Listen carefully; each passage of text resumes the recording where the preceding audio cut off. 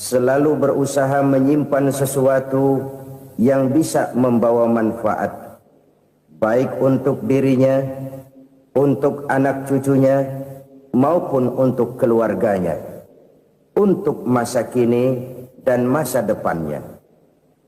Kadang simpanan itu berbentuk uang, kadang berupa tanah, lain saat berbentuk pabrik, dan lain sebagainya. Sementara masa depan yang paling pasti adalah akhirat. Jika untuk masa depan dunia kita rela memeras keringat, membanting tulang, pergi pagi dan pulang petang, menyimpan uang, menyimpan tanah, menyimpan pabrik, pernahkah kita merenung jika satu saat kiamat datang, kita dibangkitkan dari kubur masing-masing, berdiri di padang mahsyar untuk mempertanggungjawabkan seluruh kegiatan hidup kita di dunia ini, lalu kita akan menuju ke alam akhirat. Sudahkah kita mempunyai simpanan untuk akhirat kita? Pada pertemuan kali ini saya ingin menyampaikan sebuah hadis di mana Rasulullah sallallahu alaihi wasallam bersabda, arba'un min kanzil jannah. Simpanan sorga ada 4 macam. Yang pertama, ikhfa'us sadaqah, menyembunyikan sedekah. Saudara-saudara kaum muslimin, sebagaimana yang kita maklum bahwa Allah Subhanahu wa taala melebihkan sebagian rezeki dari kita terhadap yang lain. Ada yang kaya, ada yang setengah kaya, ada yang miskin, ada yang setengah miskin, dan selanjutnya. Ada yang gajinya kecil tapi penghasilannya gede. Ada yang penghasilannya gede tapi nggak punya gaji. Ada juga yang memang gajinya gede dan penghasilannya gede.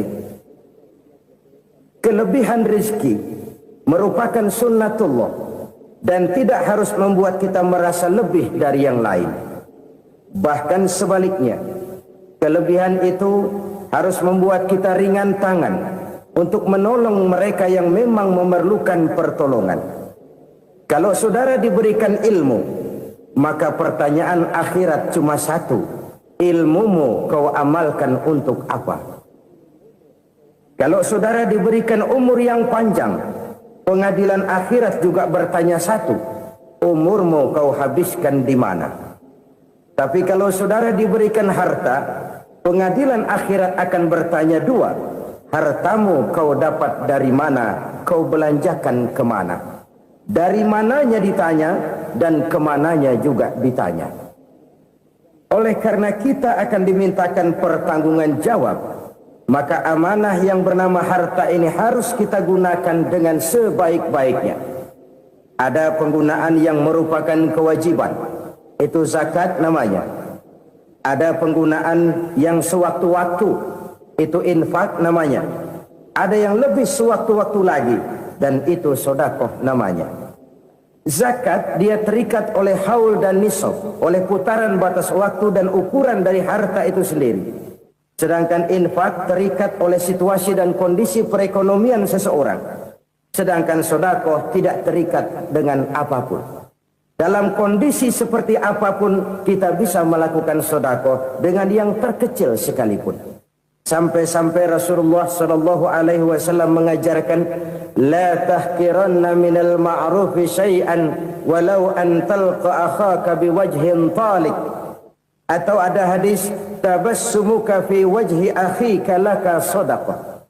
Senyumanmu kepada temanmu adalah sedekah.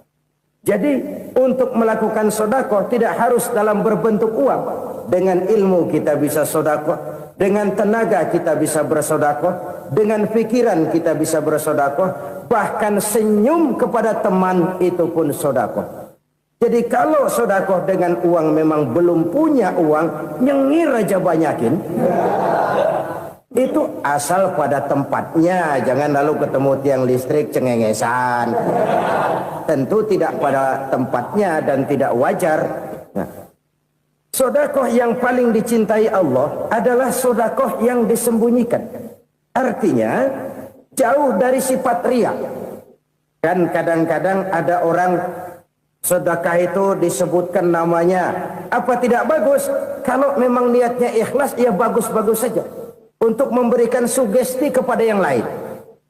Di Fulan bin Fulan nyumbang sekian, diumumkan. Boleh kalau niatnya untuk memberikan rangsangan kepada yang lain supaya dia menyumbang lebih besar dari orang tadi. Tapi kalau itu mendatangkan riya, maka sedekah yang paling dicintai Allah adalah sedekah yang disembunyikan. Tangan kiri saja tidak tahu apa yang diberikan oleh tangan kanan. Sedekah yang dilakukan dengan ikhlas akan merupakan perbendaharaan surga, tersembunyi dari pandangan orang lain, tidak seorang pun tahu. Karena memang sikap yang baik adalah melupakan kebaikan dan mengingat kesalahan. Itu salah satu ciri orang bahagia.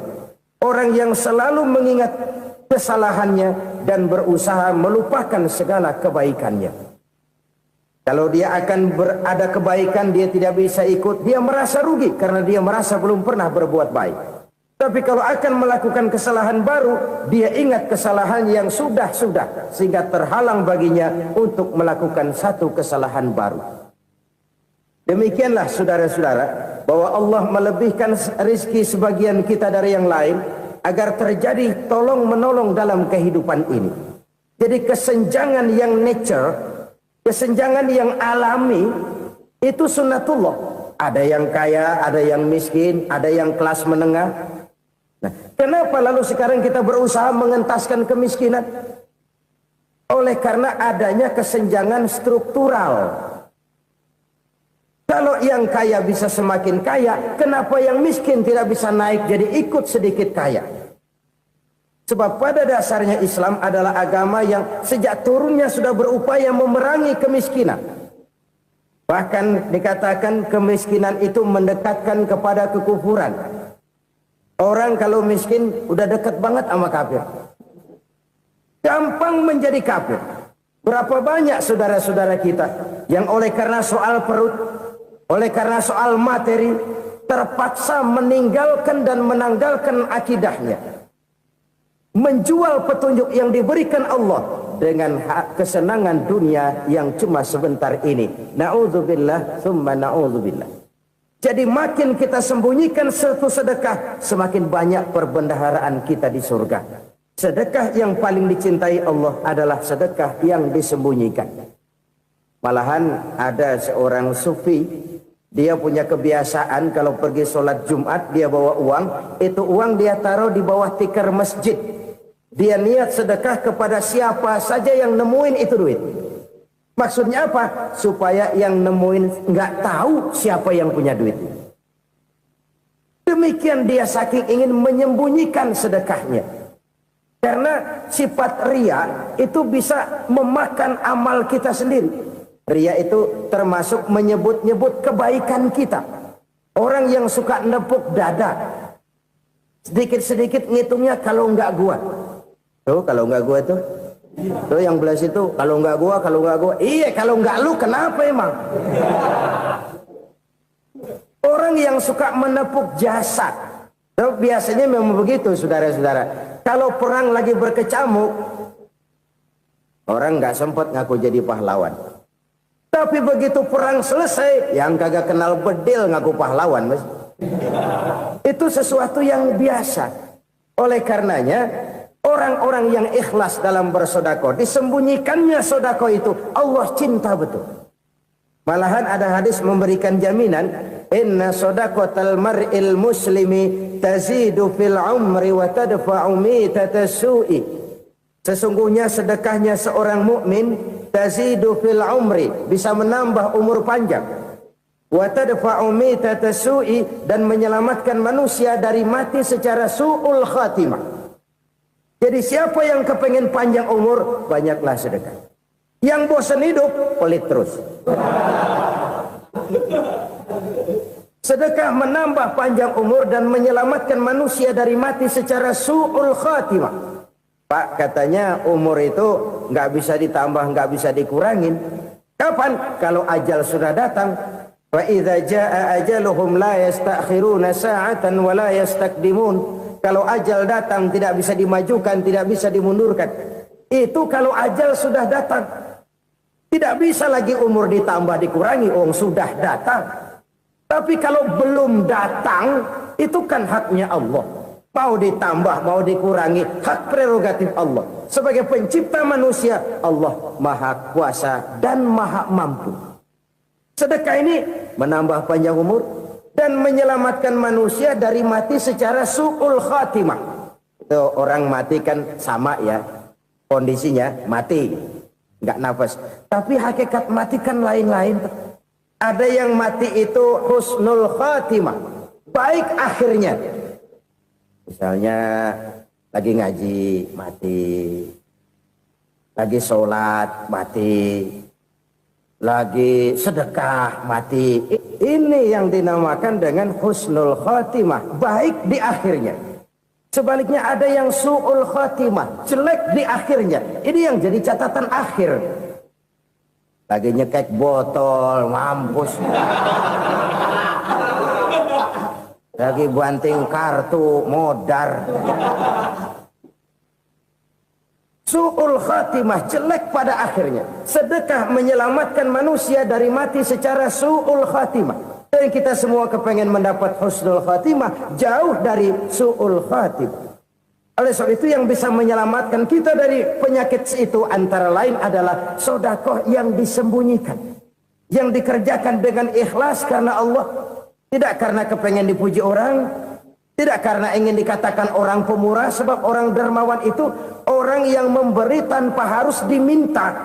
Kalau masih harus diminta, ya belum dermawan namanya, masih harus diminta. Kalau nggak diminta ya tulus, lolos, polos.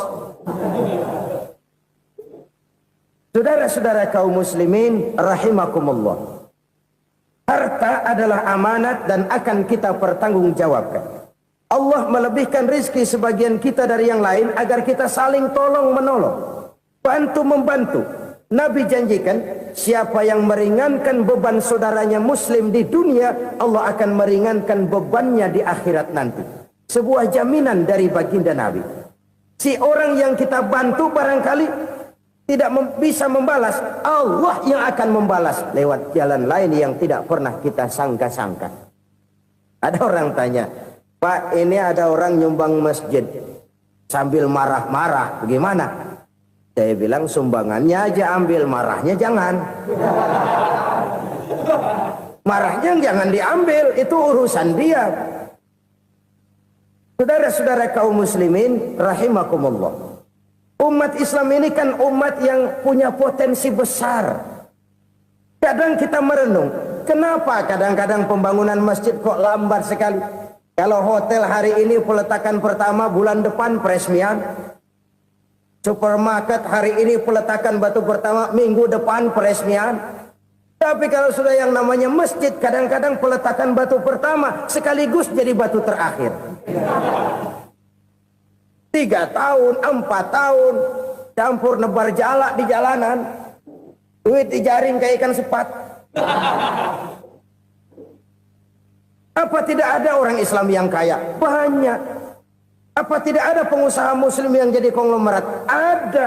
Lalu yang belum banyak itu yang komit terhadap nilai-nilai agamanya. Akhirnya kita jatuh jadi umat yang lemah. Belum ada pengusaha konglomerat muslim buka pabrik supermi cap beduk misalnya umpamanya atau pabrik kecap cap sorban supaya identitas keislamannya sedikit kelihatan. Kita jatuh jadi umat yang lemah karena potensi tidak terinventarisir dengan baik. Kita ini ibarat kompor yang cuma matengin nasi orang lain. Potensi kita dimanfaatkan oleh orang lain. Ukhuwah Islamiyah kita baru terbatas kepada silaturahmi. Ukhuwah di bidang ekonomi kita lemah, ukhuwah di bidang kebudayaan kita lemah, apalagi ukhuwah di bidang politik kita lebih rapuh lagi. Padahal ukhuwah itu adalah totalitas kehidupan manusia, menyangkut ipolexosbud, memerlukan nilai-nilai ukhuwah.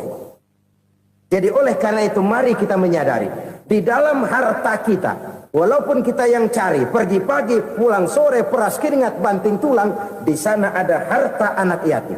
Di sana ada hak masjid. Di sana ada hak pesantren, di sana ada hak jihad. Berbahagialah seseorang apabila dia oleh Allah dijadikan keran.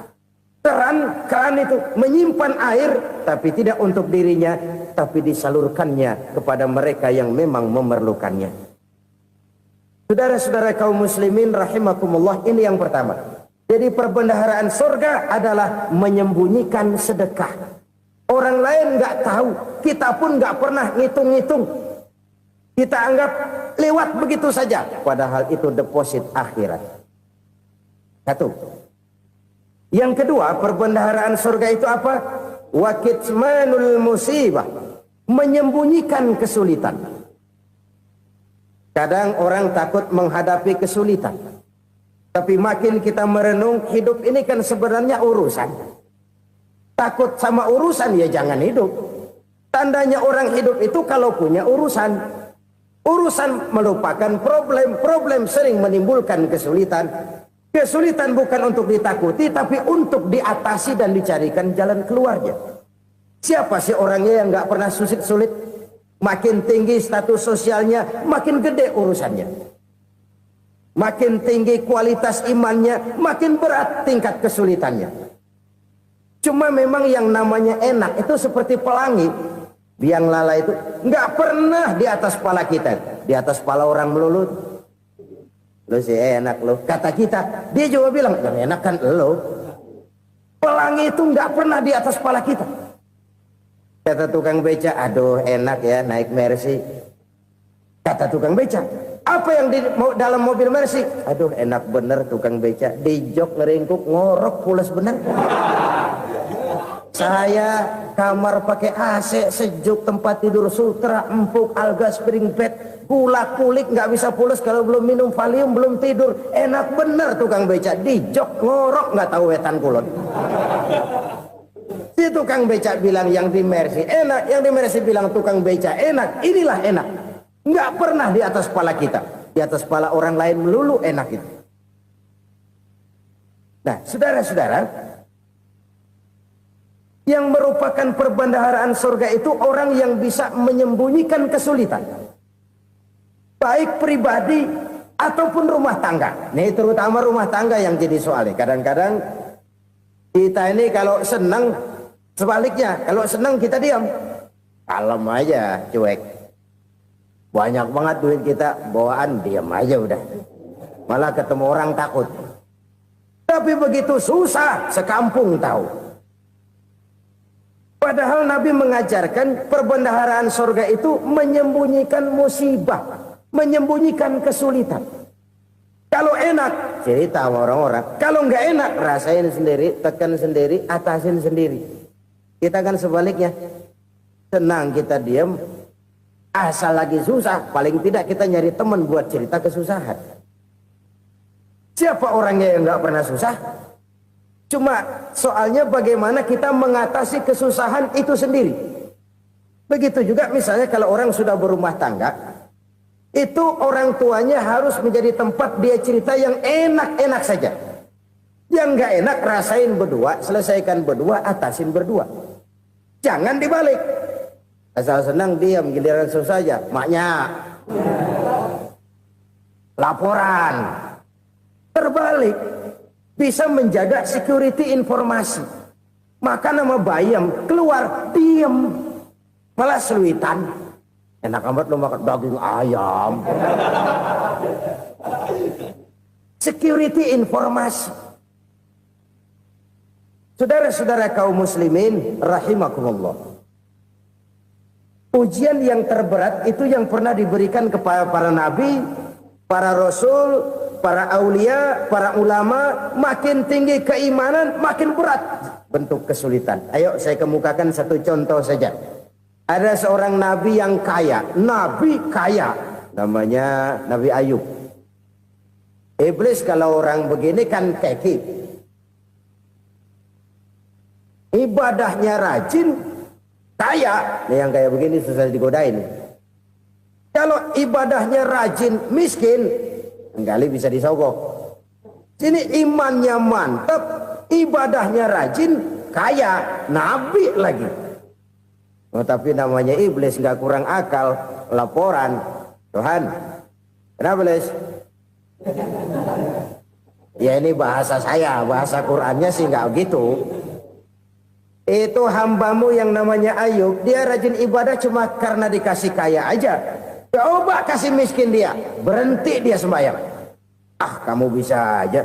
Saya tahu Ayub itu hambaku yang ikhlas. Saya buktiin Tuhan, silahkan. Dibuktiin lah, iblis turun ke alamin. Yang mula-mula dia lakukan, dia rusak sawah ladang Nabi Ayub. Dia binasakan binatang ternak Nabi Ayub. Sehingga dalam waktu singkat, jatuhlah Nabi Ayub dari orang paling kaya jadi orang paling miskin. Beliau masih ibadah di mihrab dalam masjid. Datang iblis. Saudara Ayub, ya. Lagi ngapain? Ibadah. Nyembah Allah, nyembah Allah. Oh, percuma. Kenapa? Tuhan yang ente sembah nih, dia udah bikin miskin ente. Sawah ladang ente hancur lebur, binatang ternak binasa. Sekarang ente jadi orang paling miskin. Ngapain nyembah Tuhan kayak begitu? Tekor. Udah berhenti dah ibadah, berhenti ibadah. Ini iblis sama Tuhan laporannya lain, yang dikerjakan kepada Nabi Ayub juga lain. Benar begitu iblis, kata Nabi Ayub. Iya, sawah ladang saya habis, buras. Binatang ternak saya binasa, binasa. Saya miskin, bangpak. Apa jawab Nabi Ayub? Bukan innalillahi, ya, ini hebat. Alhamdulillahillazi a'tani wa akhadha minni. Segala puji bagi Allah yang telah memberikan harta kepada saya dan sekarang mengambilnya lagi. Alhamdulillah. Allah yang ngasih, Allah yang ambil. Itu mah urusan Allah. Iblis cuman ibadah jalan terus, sujud lagi Nabi Ayub. Iblis seleher gondok banget. Dasar Nabi nggak mempan dia apa-apain. Miskin malah alhamdulillah. Allah yang ngasih, Allah yang ambil. Jadi kalau kita tidak komit, kita tidak terikat kepada kaya, miskin, senang, susah, apa yang bisa bikin kita susah? Jadikan kekayaan, kemiskinan, jadikan senang, susah sebagai anak buah yang bisa kita atur. Jangan kekayaan ngatur kita, jangan kemiskinan ngatur kita. Kita yang harus mengatur mereka. Senang, susah, kaya, miskin, bahagia, sengsara, jadikan itu anak buah yang bisa kita atur. Kalau sekarang kita kaya, lain saat boleh jadi kita miskin, semiskin-miskinnya. Allah yang ngasih, Allah yang ambil. Tenaga mana yang bisa menghalangi? Ibadah jalan terus. Iblis makin gondok. Dasar Nabi loh. Akhirnya apa? Nabi Ayub dikerjain, diberikan penyakit. Demikian fatal penyakitnya. Bayangin, udah miskin, sakit. Masya Allah. Miskin, sakit. Sakitnya nggak lama, kira-kira 16 tahun. Istrinya 3, 2 mental minta ceraiin. Ngerawatin laki bengek begini. Senang belum tentu, susah udah pasti nih. Cerai aja, cerai dah. Cerai. Tinggal satu Siti Rahmah yang setia menemani beliau. Sesetia-setianya hati perempuan. Satu saat Siti Rahmah bilang, "Bang, iya, abang kan Nabi, Bang. Lalu, namanya Nabi kan doanya jarang meleset, Bang. Maksud kamu minta kenapa sih sama Tuhan biar abang sembuh, baik dah, Bang?" Siti Rahmah, iya. Saya sakit berapa tahun sih dah? 16 tahun, Bang. Sebelum ini saya sehat berapa tahun? Ya kira-kira 60 tahun, Bang. Nah, coba ente banding-bandingin, Rahmah. Saya dikasih sehat 60 tahun, dikasih sakit 16 tahun. Sudah nggak sabar mau doa kepada Allah minta sembuh. Saya malu kepada Allah. Diuji dengan yang luar biasa seperti ini, tidak mengganggu stabilitas kehambaannya. Dia tetap menghamba kepada Allah Subhanahu wa ta'ala. Saudara-saudara kaum muslimin rahimakumullah. Kunci menghadapi kesulitan itu apa? Allah jelaskan dalam satu ayat, wa basyiris sabirin alladzina iza asabathum musibah qalu inna lillahi wa inna ilaihi raji'un. Gembirakan orang-orang yang sabar Siapa mereka itu? Yang apabila mendapat musibah mereka kembali kepada keyakinan dasar segalanya dari Allah dan segalanya akan kembali kepada Allah. Ini konsepsi dasar dari sikap muslim dalam menghadapi berbagai kesulitan. Segalanya dari Allah, segalanya akan kembali kepada Allah. Kalau ini sudah kondisi dasarnya, maka kita akan lapang menghadapi kenyataan bagaimanapun pahitnya. Apakah itu namanya miskin, apakah itu namanya sakit, bahkan maut sekalipun. Maut sekalipun. Segalanya dari Allah, segalanya akan kembali kepada Allah. Ini sikap hidup, bukan sekedar ucapan. Kita kadang-kadang menjadikannya sebagai ucapan. Mulutnya sehingga berhenti, innalillahi wa inna ilaihi rajiun, tapi nangisnya terus gerung-gerungan. Bukan itu, ini kesadaran moral. Kalau segalanya dari Allah, segalanya kembali kepada Allah, kan sebenarnya cuma nunggu giliran. Hari ini saya nyembayangin dia, entah hari apa saya disembayangin orang. Hari ini saya antar dia ke kubur, entah hari apa orang nganterin saya ke kubur.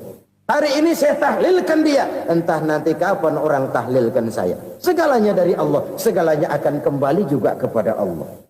Oleh sebab itu saudara-saudara, kesulitan bukan untuk ditakuti. Kesulitan justru untuk diatasi, dicarikan jalan keluarnya. Dan tidak ada orang yang tidak pernah mendapat kesulitan. Tidak ada. Semakin tinggi status sosial, semakin tinggi kualitas keimanan, semakin besar juga tingkat kesulitan. Hanya saja bagaimana cara kita mengatasinya. Dan Al-Quran menyatakan, inna ma'al usri yusra. Di balik kesulitan itu pasti ada kemudahan. Roda itu berputar. Karena itu Rasulullah sallallahu alaihi wasallam mengingatkan kepada kita, ta'arraf ilallahi fir raha ya'rifka fis syiddah. Ingatlah kepada Allah di waktu kamu senang, supaya Allah ingat kepada kamu di waktu kamu susah. Kalau waktu senang kita ingat kepada Allah, kita susah, Allah tidak akan meninggalkan kita. Tapi kalau waktu senang kita jauh dari Allah, sujud tidak sempat, dengan masjid jauh, ketika senang kita lupakan Allah. Nanti begitu kita susah, Allah lupakan kita. Dan itu menyakitkan.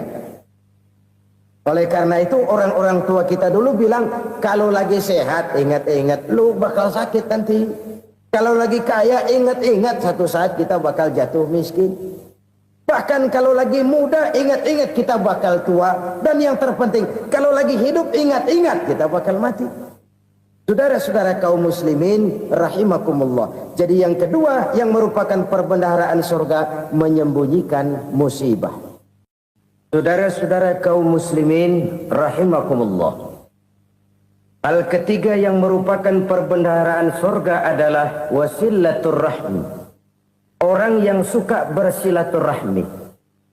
Sebagaimana yang kita maklum bahwa manusia adalah makhluk yang disebut zon politika. Makhluk sosial yang tidak mungkin hidup sendiri-sendiri. Betapa dan siapapun kita memerlukan orang lain. Bodoh betul manusia kalau tinggal di tengah masyarakat tapi tidak mau bermasyarakat. Merasa hebat sendiri, pintar sendiri, gagah sendiri, kaya sendiri. Mungkin kalau mati juga ngubur sendiri. Jangankan kita di sini, di sorga saja Nabi Adam waktu sendirian bengong melulu, ngondar mandir. Allah tegur dam sepi dam. Ya ini kalau bahasa saya. Iya Tuhan sepi ini nggak ada coret-corekan pisan ini. Diciptakan Siti Hawa baru anteng Nabi Adam. Itu di sorga. Cobalah. Umpamanya saudara tinggal di Jakarta nih. Kayak bener. Apaan aja di Jakarta punya saudara dah. Jembatan Semanggi ambil. Monas, Buntel bawa pulang. Hotel-hotel ambil semua. Cuman tinggal di Jakarta sendirian, apa enaknya?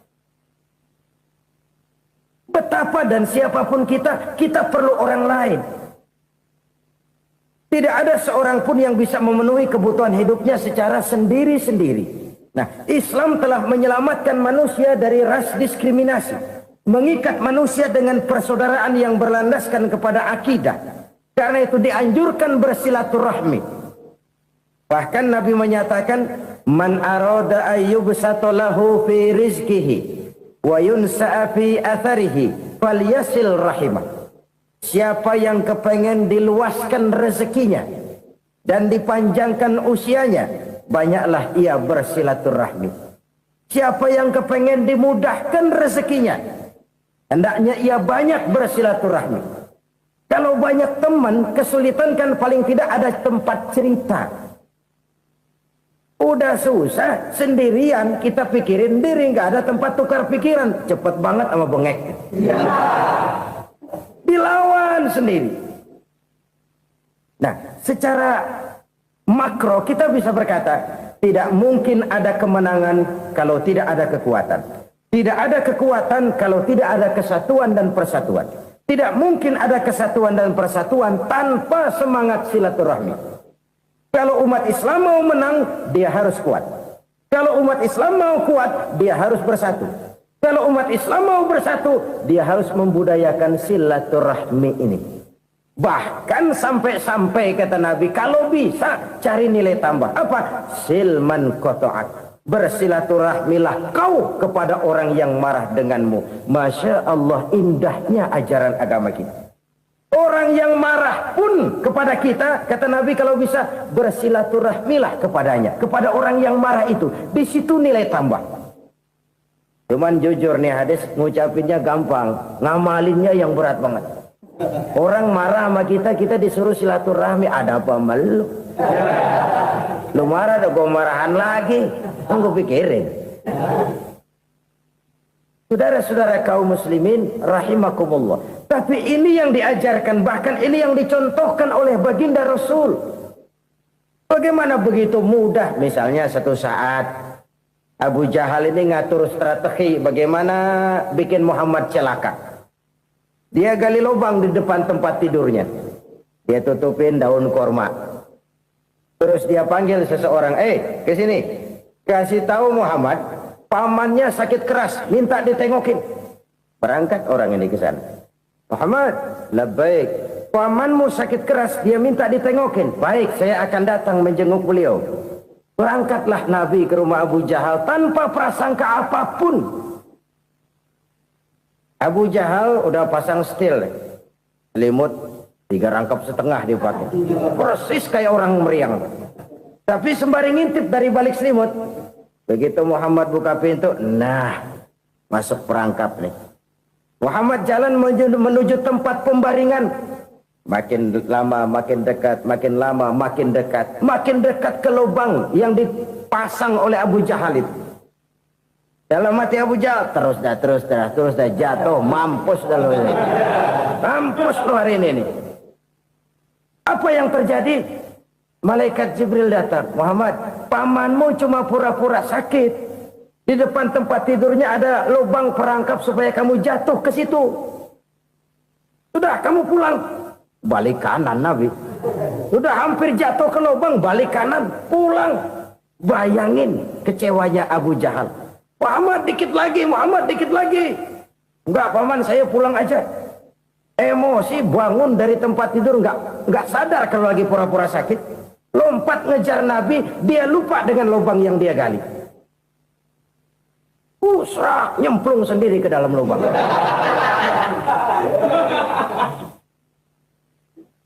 Nabi terus berlalu. Ini terjadi keanehan. Jatuh ke lubang yang dia gali itu sebenarnya nggak terlalu dalam ya, antara 3-4 meteran lah. Tolong saya jatuh ke lubang ini. Datanglah pelayan-pelayannya itu. Angkat saya dari sini. Oh, yang ngulurin tambang. Satu gulung, belum juga nyampe itu tambang. Kurang, beli lagi ke warung. Sambung, ulur lagi, nggak juga bisa sampai. Wah, ini kerjaan Muhammad ini. Tolong, siapa salah seorang kamu ke rumah Muhammad, kasih tahu encangnya kecebur. Minta ditolongin. Sampaikan kepada Rasul. Kenapa? Pamanmu jatuh ke lubang, Muhammad minta tolong diangkatin. Tambang udah nyambung-nyambung nggak nyampe juga. Ya, nanti saya datang, saya tolong. Coba. Nyata-nyata orang berniat jahat mau mencelakakan dia. Datang dia menolong. Ini yang disebut air tuba dibalas air susu ya ini. Bukan sebaliknya. Air tuba dibalas air susu. Paman, kecebur ya? Iya Muhammad, tolong ini. Pegang tangan saya. Nabi ulurkan tangannya. Nyampe. Dipegang oleh Abu Jahal. Diangkat ke atas. Sampai atas. Apa kata Abu Jahal? Sihirmu memang hebat Muhammad.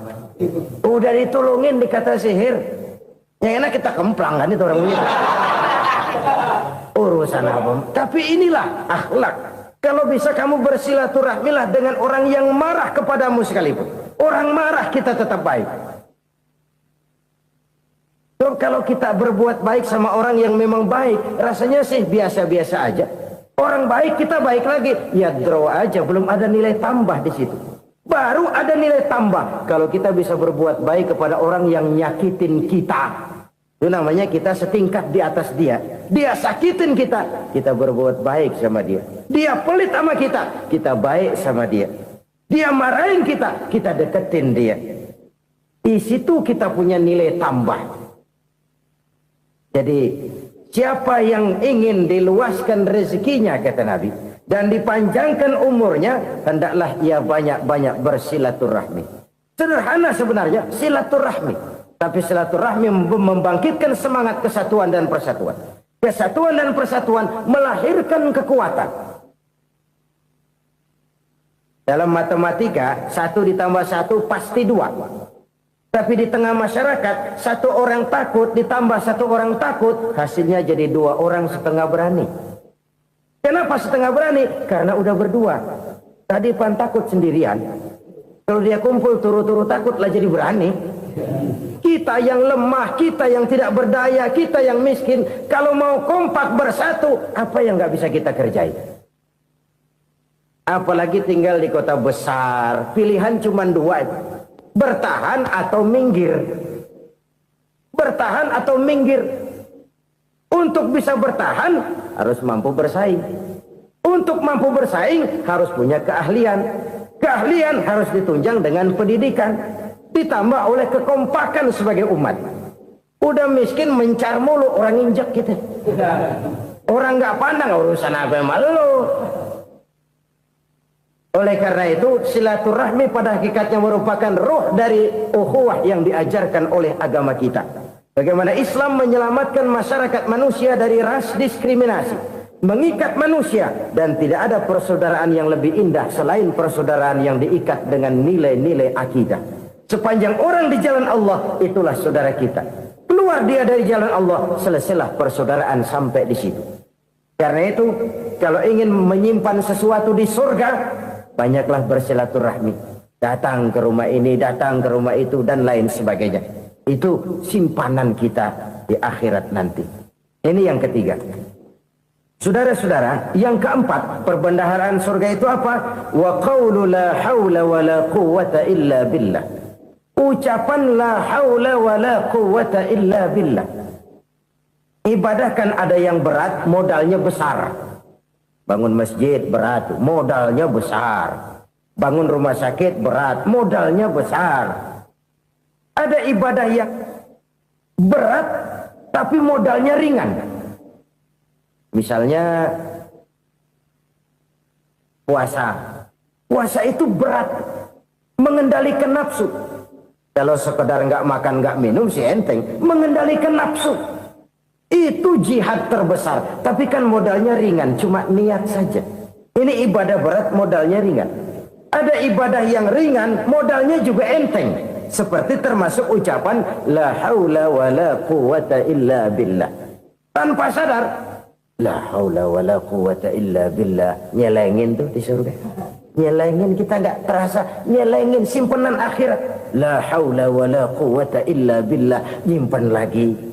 Kaget, la haula wa la quwata illa billah, nyimpan lagi, banyak simpanan. Walaupun sebenarnya yang dimaksud di sini adalah kesadaran batin bahwa tidak ada daya dan kekuatan kecuali Allah. Itu intinya. Kita memulai pekerjaan disunahkan baca bismillah, kan begitu. Apa itu? Kesadaran moral Bahwa ini saya bisa kerjakan. Saya kerjakan ini dengan menyebut nama Allah. Kenapa? Kalau Allah tidak memberikan daya dan kekuatan, mana mampu saya kerjakan ini. Maka saya kerjakan ini dengan menyebut nama Allah. Bismillah. Kesadaran moral. Manusia hanya wajib berusaha, tapi nggak pernah wajib berhasil. Banyak hal-hal yang kalau kita renungkan secara rasio nggak mungkin. Tapi jadi kenyataan. La haula wa la quwata illa billah. Tidak ada daya dan kekuatan kecuali bagi Allah semata-mata. Kesadaran moral akan kelemahan dan keterbatasan makhluk bernama manusia. Kadang kita kagum dengan otak, tapi kita sering lupa sama yang bikin otak. Padahal bagaimanapun hebatnya otak, yang bikin otak pasti lebih hebat dari otak. Nggak percaya, silahkan otak-otakan. Inilah kecenderungan. Kita kagum dengan pesawat-pesawat mutakhir, bukan main besi gede banget terbang itu. Alangkah hebatnya. Lalu apa yang bikin otak tidak lebih hebat dari itu semua? Kita puji laut. Apa yang bikin laut tidak lebih hebat dari laut itu? La haula wa la quwata illa billah. Tidak ada daya dan kekuatan kecuali Allah. Apa yang bisa kita lakukan? Kalau tidak karena daya dan kemampuan yang diberikan oleh Allah kepada kita. Lahirlah sikap tawadu, rendah hati. Tidak melonjak menjadi angkuh dan sombong. Sadar akan kelemahan dan keterbatasan diri. Sebagai makhluk yang diciptakan oleh Allah subhanahu wa ta'ala. Jadi satu sisi ini ucapan yang berpahala. La haula. Jadi wiridan. Pada sisi lain ini kesadaran moral. Sikap mental, kesadaran batin, bahwa yang punya daya dan kekuatan itu cuma Allah. Kita nggak pantas untuk sombong, sebab sombong itu pakaiannya Allah. Kita nggak sedang pakai pakaian Allah, kegedean. Dan makin kita renungi, makin terbentur. Apa sih yang bisa kita sombongin? Kita mau sombong apa? Kaya? Pintar, itu kan semua relatif. Di atas langit masih ada langit lagi. Jadi oleh karenanya, marilah kita menyadari. Manusia hanya wajib berusaha, tapi tidak pernah wajib berhasil.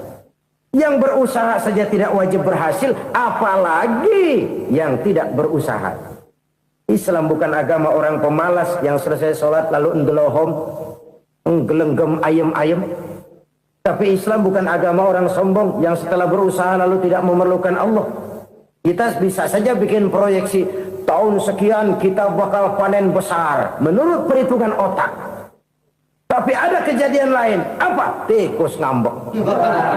Habis itu dimakanin tikus, panen gagal. Proyeksi rasional gagal oleh tikus-tikus yang ngambek itu. Bisa saja terjadi. Tahun depan kita panen besar, urung. Kenapa? Musim panas panjang. Dan sekarang ini koran-koran bikin berita musim mengalami penyelewengan.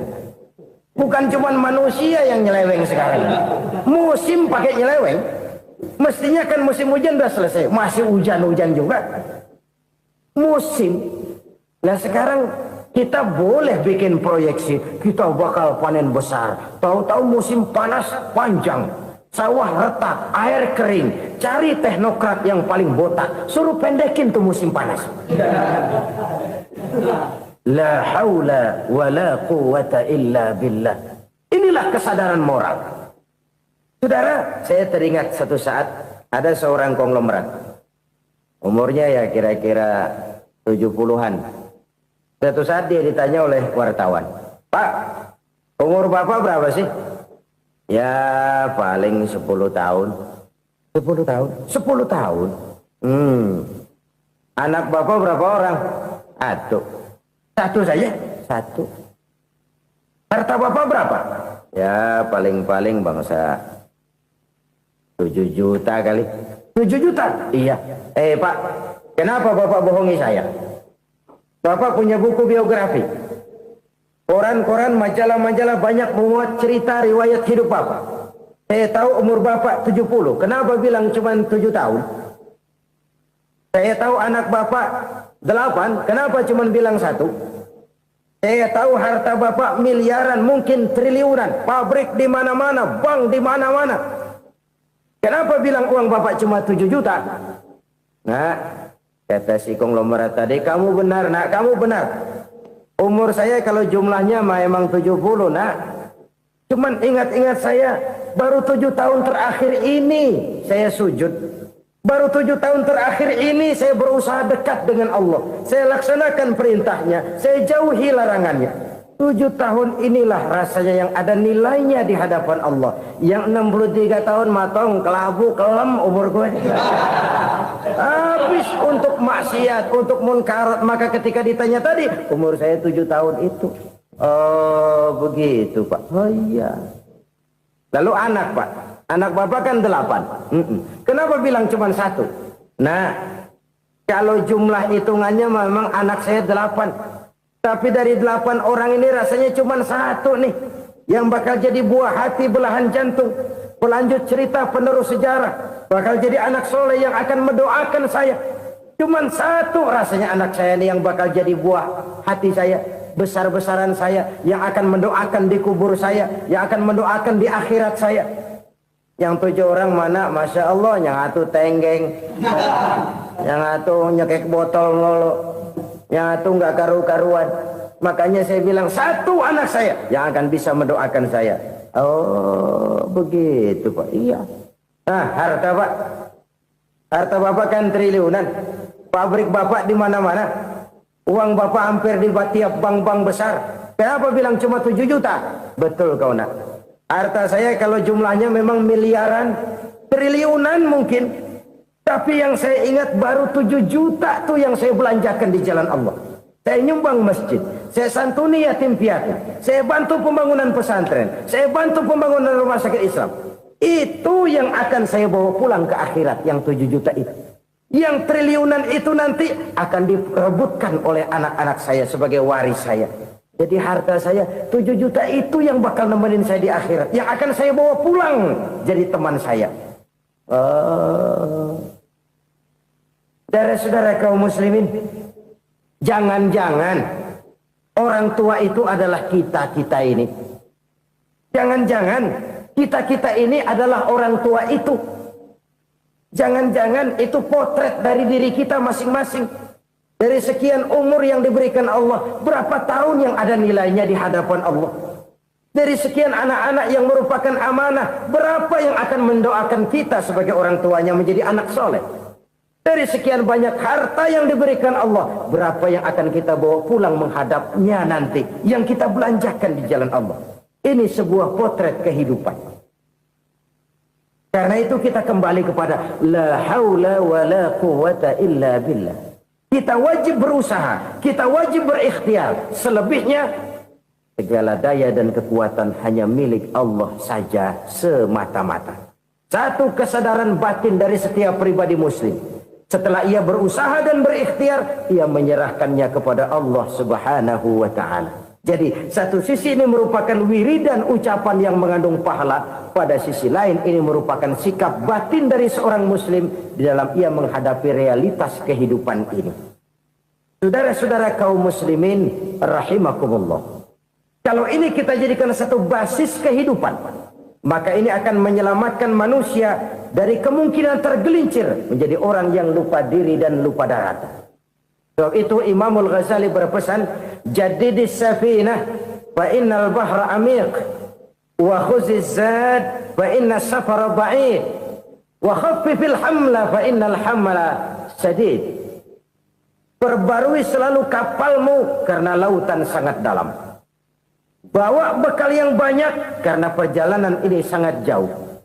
Ringankan beban karena kebanyakan beban akan menyakitkan. Alangkah indah kalimat ini, alangkah dalam makna yang terkandung di sana. Perbarui selalu kapalmu karena lautan sangat dalam.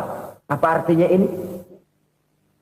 Jaga mentalmu baik-baik. Pelihara imanmu baik-baik karena hidup penuh cobaan seperti lautan. Kita kalau berlayar di lautan kan kadang-kadang tenang, angin bertiup sepoi-sepoi basah. Jika malam datang bintang gemintang bertabur menghias cakrawala. Rembulan memantulkan sinarnya dengan indah. Dalam keadaan begitu berlayar enak. Tapi lain saat ombak menggunung, halilintar menyambar, angin topan bertiup. Berapa banyak sudah saudara-saudara kita yang tenggelam di lautan dunia tanpa sadar bahwa dia belum sampai kepada pantai yang akan dituju. Berapa banyak sudah saudara-saudara kita yang tenggelam di lautan dunia ini tanpa sempat bangkit lagi. Dia menyangka sudah sampai kepada tujuannya. Hati-hati kapal jangan sampai bocor karena lautan sangat dalam. Iman ini jaga baik-baik karena hidup penuh dengan ujian. Wa khuzizat fa inna safar ba'id. Bawa bekal yang banyak karena perjalanan sangat jauh. Saudara mau ke Bandung, bawa duit. Saudara mau ke Surabaya, banyakan lagi duitnya. Saudara mau ke Mekah, gepokan, iketan tuh duit nggak lembaran lagi. Makin jauh perjalanan, makin banyak bekal yang harus kita bawa. Kalau saudara dari Jakarta mau ke Surabaya, kagak bawa duit berangkat juga, itu sih bukan berani namanya, nekat. Sampai Surabaya belum tentu, sengsara di jalan udah pasti. Kenapa? Nggak bawa bekal berangkat. Sama juga kita nih, misalnya belum sempat sembahyang, mati. Waduh, berani banget orang. Belum punya bekal, mati. Sengsara di jalan. Atau bekal tidak cukup. Dari Jakarta saudara mau ke Surabaya, bawa duit 500 perak. Paling jauh Cikampek nyampenya itu. Paling jauh itu. Antara jauhnya perjalanan dengan bekal yang saudara bawa tidak seimbang. Hidup ini perjalanan panjang. A walking tour. Dimulai dari alam arwah. Sebelum jasad diciptakan, roh diciptakan lebih dulu. Dari situ pindah ke alam rahim. Dari alam rahim pindah ke alam dunia. Dari alam dunia pindah ke alam barzah. Baru menuju akhirat. Satu perjalanan panjang. Kalau bekal tidak bawa, sengsara di jalan. Bawa bekal yang banyak karena perjalanan ini sangat jauh. Wa khaffifil hamla, ringankan beban karena beban itu cuma akan menyulitkan. Kalau bekal itu sih keperluan, tapi beban nggak kita perluin, cuma ngeberat-beratin. Apa ini beban? Dosa, kecurangan, kebatilan, kesoliman, ketidakadilan, kesewenang-wenangan.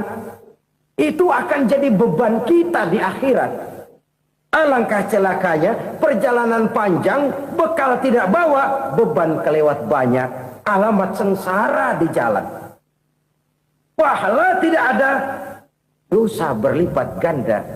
Na'udzubillah, summa na'udzubillah. Kalau kita rangkum nasihat Al-Ghazali dengan kisah si konglomerat tadi, kita akan mengambil kesimpulan. Pertama, bekal terbaik dalam menghadapi gejolak kehidupan ini tidak lain adalah iman. Yang kedua, pahala dan dosa.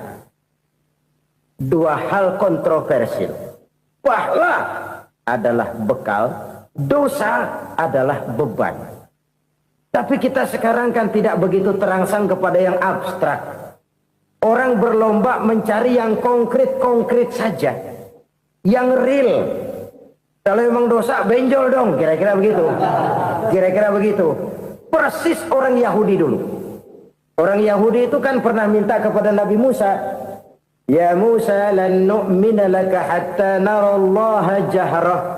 Musa, kami nggak bakal mau beriman kepada Allah kalau belum kami lihat Allah ada nongkrong di depan kami.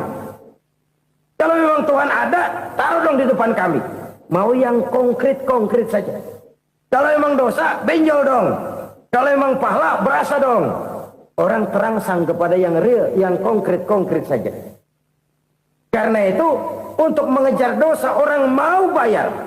Tapi untuk mengejar pahala, walaupun tidak bayar, orang segan. Ini yang dikatakan oleh Nabi, kamu mengharapkan ke surga, tapi kamu berat melaksanakan sesuatu yang bisa membawa kamu ke surga. Kamu ingin jauh dari neraka, tapi tiap saat kamu lakukan perbuatan-perbuatan yang justru menjerumuskan kamu ke neraka.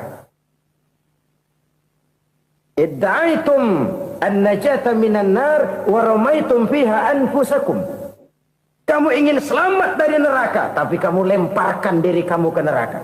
Kamu ingin masuk surga, tapi berat sekali kamu melakukan perbuatan-perbuatan yang bisa menyampaikan kamu di surga. Saudara-saudara kaum muslimin rahimakumullah.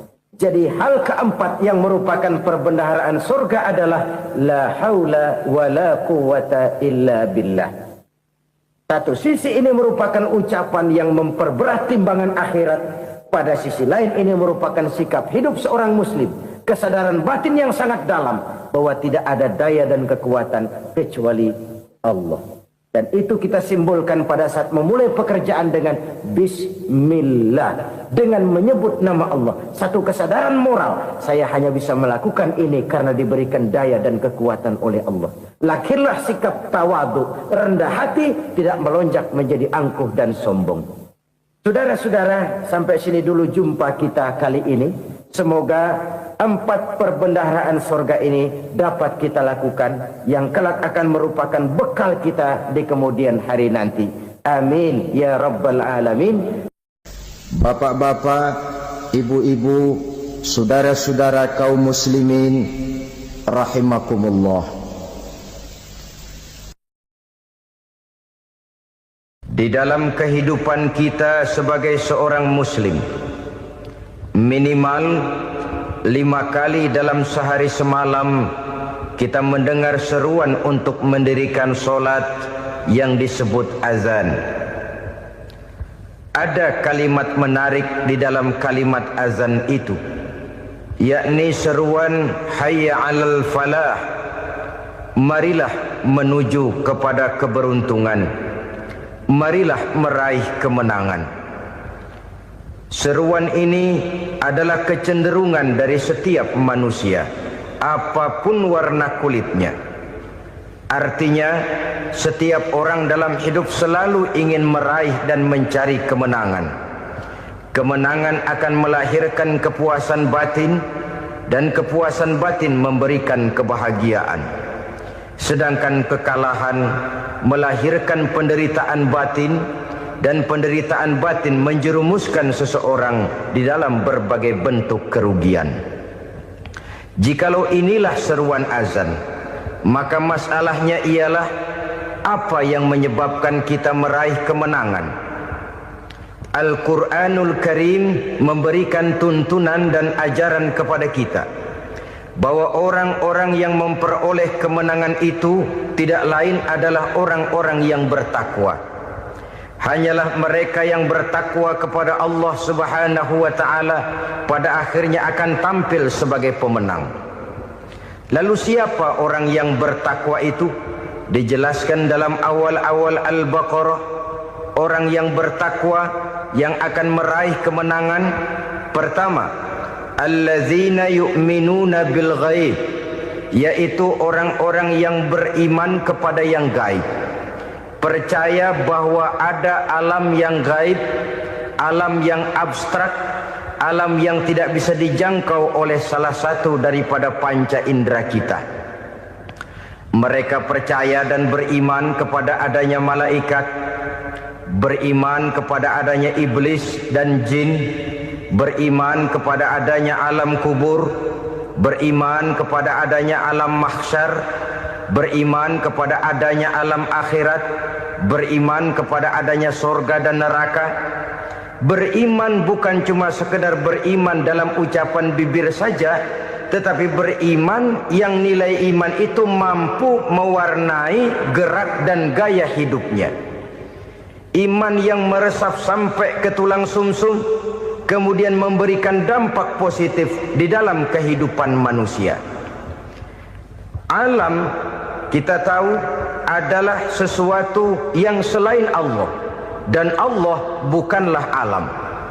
Apapun namanya selain daripada Allah, itu adalah alam. Alam pada hakikatnya terbagi menjadi 2. Ada alam syahadah, alam nyata, alam konkret, alam yang bisa dijangkau oleh salah satu indera kita. Kemudian ada alam ghaib, alam yang tidak bisa dijangkau oleh panca indera kita, alam metafisika, alam abstrak, alam yang wajib kita imani keberadaannya. Kita percaya bahwa malaikat itu ada, Kita percaya kepada jin, bahwa jin itu ada. Kita percaya kepada adanya iblis dan setan. Bukan percaya kepada iblis dan setannya, percaya bahwa iblis dan setan itu ada. Itu termasuk salah satu daripada sifat orang yang bertakwa kepada Allah. Saudara-saudara kaum muslimin rahimakumullah, kecenderungan pembangunan yang lebih bersifat materialistis biasanya menggeser aspek kehidupan rohani. Orang berpikir empirik, dan dalam pola pikir yang demikian maka alam gaib tidak lagi mendapat perhatian. Aspek kehidupan yang bersifat rohaniah malah mulai ditinggalkan. Akibatnya terjadilah kepincangan di dalam kehidupan kita. Pernah ada satu pengalaman pribadi dalam perjalanan kembali ke tanah air. Dalam pesawat di sebelah kanan saya duduklah seorang Jerman namanya Heiner Simonsen. Iseng saya ajak kenalan, saya ajak ngobrol, saya tanya dia. Saya bilang, Mas Heiner ini, kalau pesawat yang kita tumpangi ini jatuh ke bawah, kira-kira apa yang bakal terjadi, Mas? Dia bilang, kita semua akan mati. Begitu? Iya. Oke. Apa itu mati? Tanya saya. Dia bilang, untuk tahu apa itu mati, kita harus tahu lebih dahulu apa itu hidup. Saya pikir nih bule bisa ngomong juga. Baiklah kata saya. Apa hidup menurut Anda itu? Oh, hidup itu dia bilang, kalau seluruh anggota badan kita bekerja secara normal, paru-paru memompa darah secara normal, jantung berdetak secara normal, sel-sel tubuh bekerja secara fit, dan organisme tubuh hanya mau bekerja secara normal, dia bilang, kalau kita memberi makan yang cukup, menu yang teratur, dan gizi yang lengkap. Saya bilang, kesimpulannya apa, Ner? Dia jawab, hidup adalah dari tangan ke mulut. Life is from the hand to the mouth, kata dia. Hidup adalah dari tangan ke mulut. Jadi masalah hidup tidak lebih daripada masalah isi perut. Orang pergi pagi, pulang sore, peras keringat, banting tulang, perut yang dibelain. Saya bilang, you are wrong. Sampean salah, Ner. Kamu orang Islam bukan? Bukan. Pantas. Kenapa saya salah? Dia bilang, ya jelas salah. Salahnya di mana? Kamu ini manusia. Kalau hidup cuma dari tangan ke mulut, saya bilang, kambing di kampung saya juga begitu pikirannya, Ner. Itu kambing di kampung saya, asal perutnya kenyang, sudah hidup dia. Perkara besok bagaimana, lusa prospeknya macam mana, bulan depan ada apa, kambing nggak pernah mikir. Di kampung saya kambing juga pikirannya begitu. Kamu Kristen ya? Tadinya. Loh kok tadinya, lalu apa sekarang kamu ini? Dia bilang, sekarang saya netral. Saya tidak beragama, tapi saya percaya kepada Tuhan sebagai pencipta alam. Saya ingat benar dia bilang, I haven't any religious, but I believe to God as the creator of the world. Kenapa bisa netral begitu, Ner? Habis saya bingung katanya.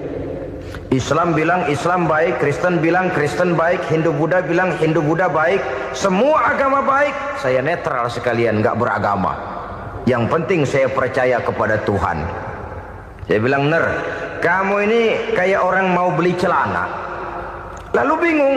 Yang satu bilang Levi's bagus, yang satu bilang Blue Jean hebat, yang satu bilang Wool England hebat. Celana ini hebat, celana itu bagus, celana ini hebat. Semua celana bagus, kamu bingung. Akhirnya netral, tidak pakai celana. Itu juga salah. Saya pikir-pikir, kemudian saya melihat bahwa dua pola berpikir Heiner ini nampaknya sudah mulai menggejala di lingkungan masyarakat bangsa kita. Disadari atau tidak, secara jujur kita harus berkata, dua pola pemikiran Heiner ini mulai berkembang di tengah masyarakat bangsa kita. Pertama, pola pikir materialisme. Hidup adalah dari tangan ke mulut. Masalah hidup tidak lebih masalah isi perut. Itu yang perlu dibela, dan disitulah arti kehidupan. Pergi pagi, pulang sore, peras keringat, banting tulang untuk mempertahankan perut. Kalau sudah kemari cara orang berpikir, maka buat apa percaya kepada yang gaib? Untuk apa sholat? Untuk apa puasa? Untuk apa zakat? Untuk apa menghadiri majelis taklim? Tanpa kepercayaan kepada yang gaib, hidup berjalan menurut alur empiris dan materialis. Kalau sudah ke sana cara orang berpikir, biasanya orang lalu cenderung menghalalkan segala cara. Hanyalah orang yang percaya bahwa akhirat ada. Hanyalah orang yang percaya bahwa alam kubur itu ada. Hanyalah orang yang percaya bahwa malaikat itu ada, hidupnya akan lebih terarah dan terkendali. Karena kepercayaan kepada yang gaib, yang merupakan fase daripada kehidupan setelah hidup yang sekarang ini, mewarnai gerak pribadi seseorang di dalam dia melakukan kegiatan hidupnya. Pola berpikir materialisme, disadari atau tidak, mulai menggejala di lingkungan masyarakat bangsa kita. Hidup tidak lebih dari urusan tangan ke mulut, mulut ke tangan, tangan ke mulut. Asal perut sudah kenyang, hiduplah sudah. Perkara bagaimana prospek hari yang akan datang, bagaimana akhirat tidak jadi persoalan. Ini yang oleh Nabi diperingatkan, ad-dunya sijnul mu'min wa jannatul kafir.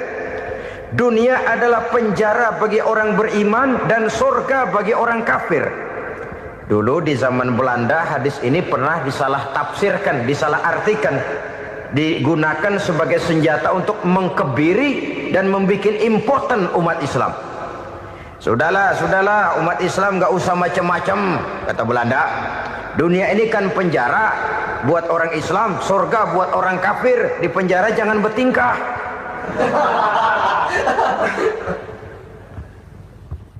Pengertiannya tidak begitu. Dunia adalah penjara bagi orang mukmin. Artinya dalam kehidupan dunia seorang mukmin tidak bebas memperturutkan hawa nafsunya. Di penjara hawa nafsunya itu. Sebaliknya, surga bagi orang-orang kafir. Buat orang kafir, surgalah dunia ini. Mereka bebas memperturutkan hawa nafsunya. Dilarang tidak terlarang, dicegah pun tidak tercegah. Mereka hidup menurut alur bisikan nafsu mereka sendiri. Kemudian bila ajal datang, maut merenggut nyawa, selesailah surganya sampai di situ. Maka bagi orang-orang yang tidak percaya kepada adanya akhirat, kepada adanya alam gaib, surganya sebatas umurnya. Sekali lagi, surganya sebatas umurnya. Bila umur selesai, ajal pun datang merenggut nyawa, selesailah sudah surganya sampai di situ. Alangkah pendeknya perjalanan orang-orang yang tidak percaya kepada alam gaib ini. Bagi kita mukmin, jikalau kita mampu memenjarakan hawa nafsu, kita bisa bahagia di dunia ini. Dan Islam memang tidak menyuruh kita sengsara di dunia. Raih dunia, kejar dunia, gapai dunia sebagai alat untuk mencapai kebahagiaan di akhirat nanti. Hidup adalah satu perjalanan panjang yang terbentang sejak kita terlahir dari alam rahim sampai kepada alam akhirat nanti. Andai kata kita gagal meraih kebahagiaan di dunia, toh kita masih punya akhirat.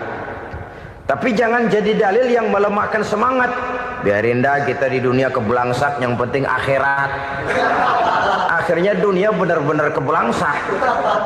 Bagaimana dunia ini bisa kita raih, dan bagaimana meraih dunia untuk menunjang kepentingan akhirat nanti. Yang kedua, dari pikiran Heiner yang saya lihat menggejala di lingkungan masyarakat bangsa kita, timbulnya manusia-manusia netral. Seolah-olah Tuhan yes, agama no. Sama Tuhan percaya, agama ogah. Tuhan ngangguk, giliran agama godeng. Padahal hampir dalam setiap ayat dalam Quran, kata-kata amanu biasanya bergandeng dengan wa amilus shalihat. iman dan amal soleh. Ini sebagai isyarat Tuhan dan agama jangan pernah dipisah-pisah. Apabila kita bertuhan, maka kita harus beragama. Apabila kita beragama, maka agama itu harus bersumberkan dari Tuhan yang kita imani itu. Tidak mungkin kita pisah, Tuhan yes, agama no. Sama Tuhan percaya tapi agama bikin sendiri. Sembayangnya cukup bengong 2 jam madep mulon.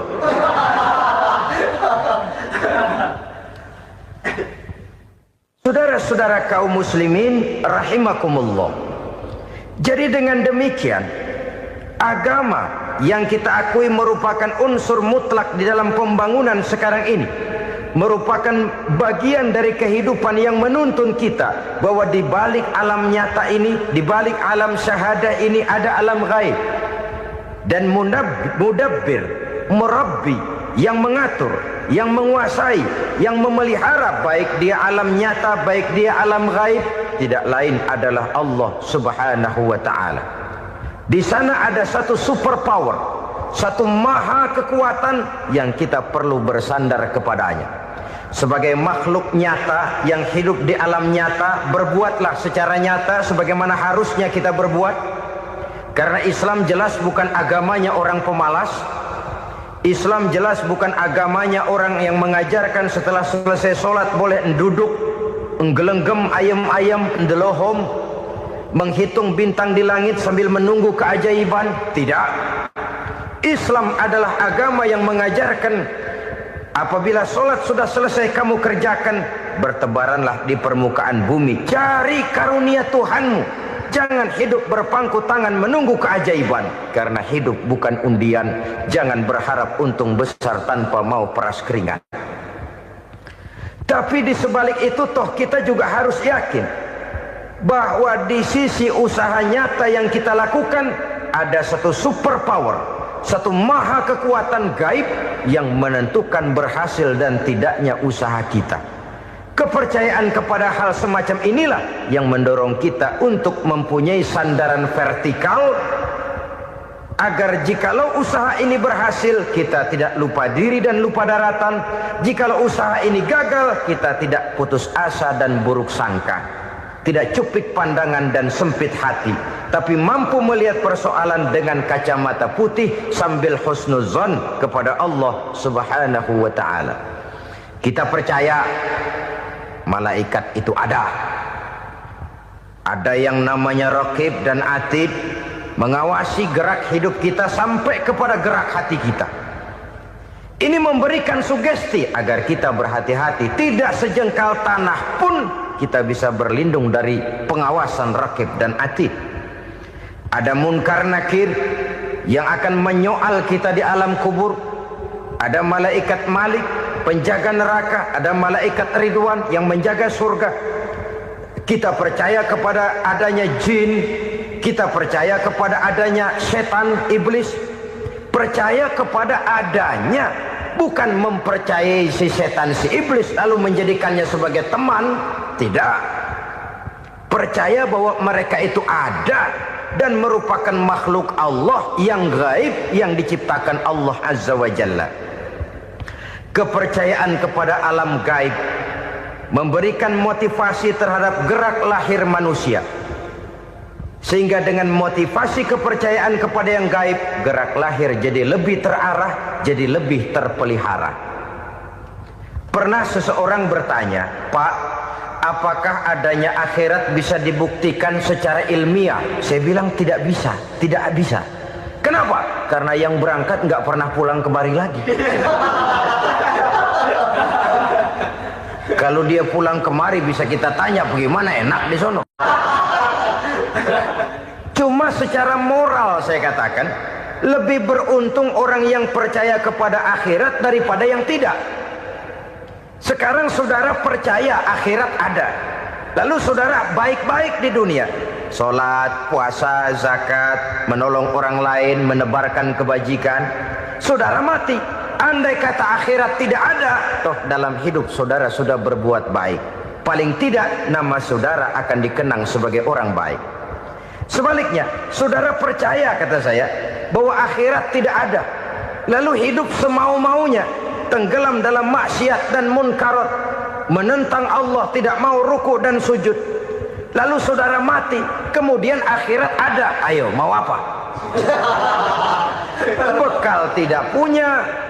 Jadi secara moral lebih beruntung orang yang percaya kepada adanya akhirat daripada yang tidak percaya.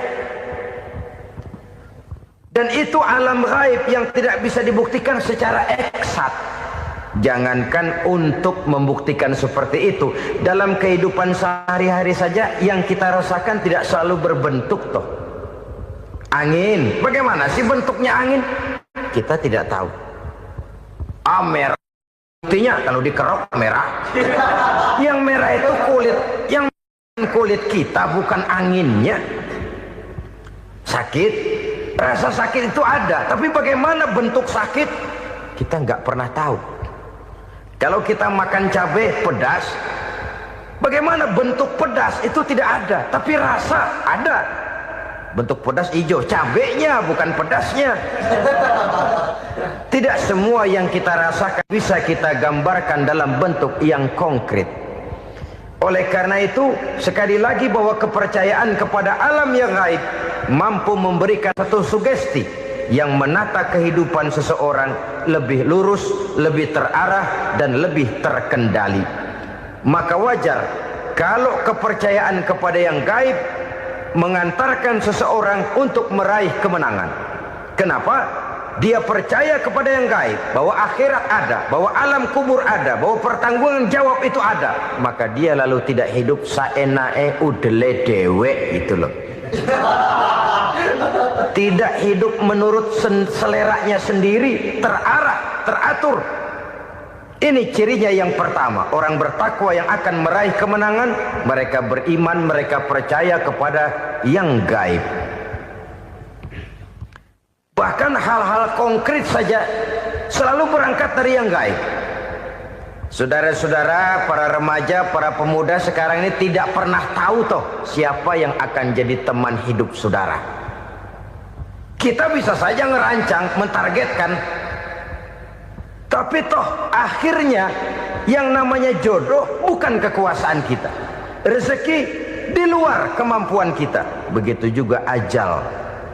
Maut, jodoh, ajal adalah contoh-contoh konkret bahwa pada akhirnya yang gaiblah yang menentukan. Bertahun-tahun ngelancong, emang jodoh seret, nggak jadi.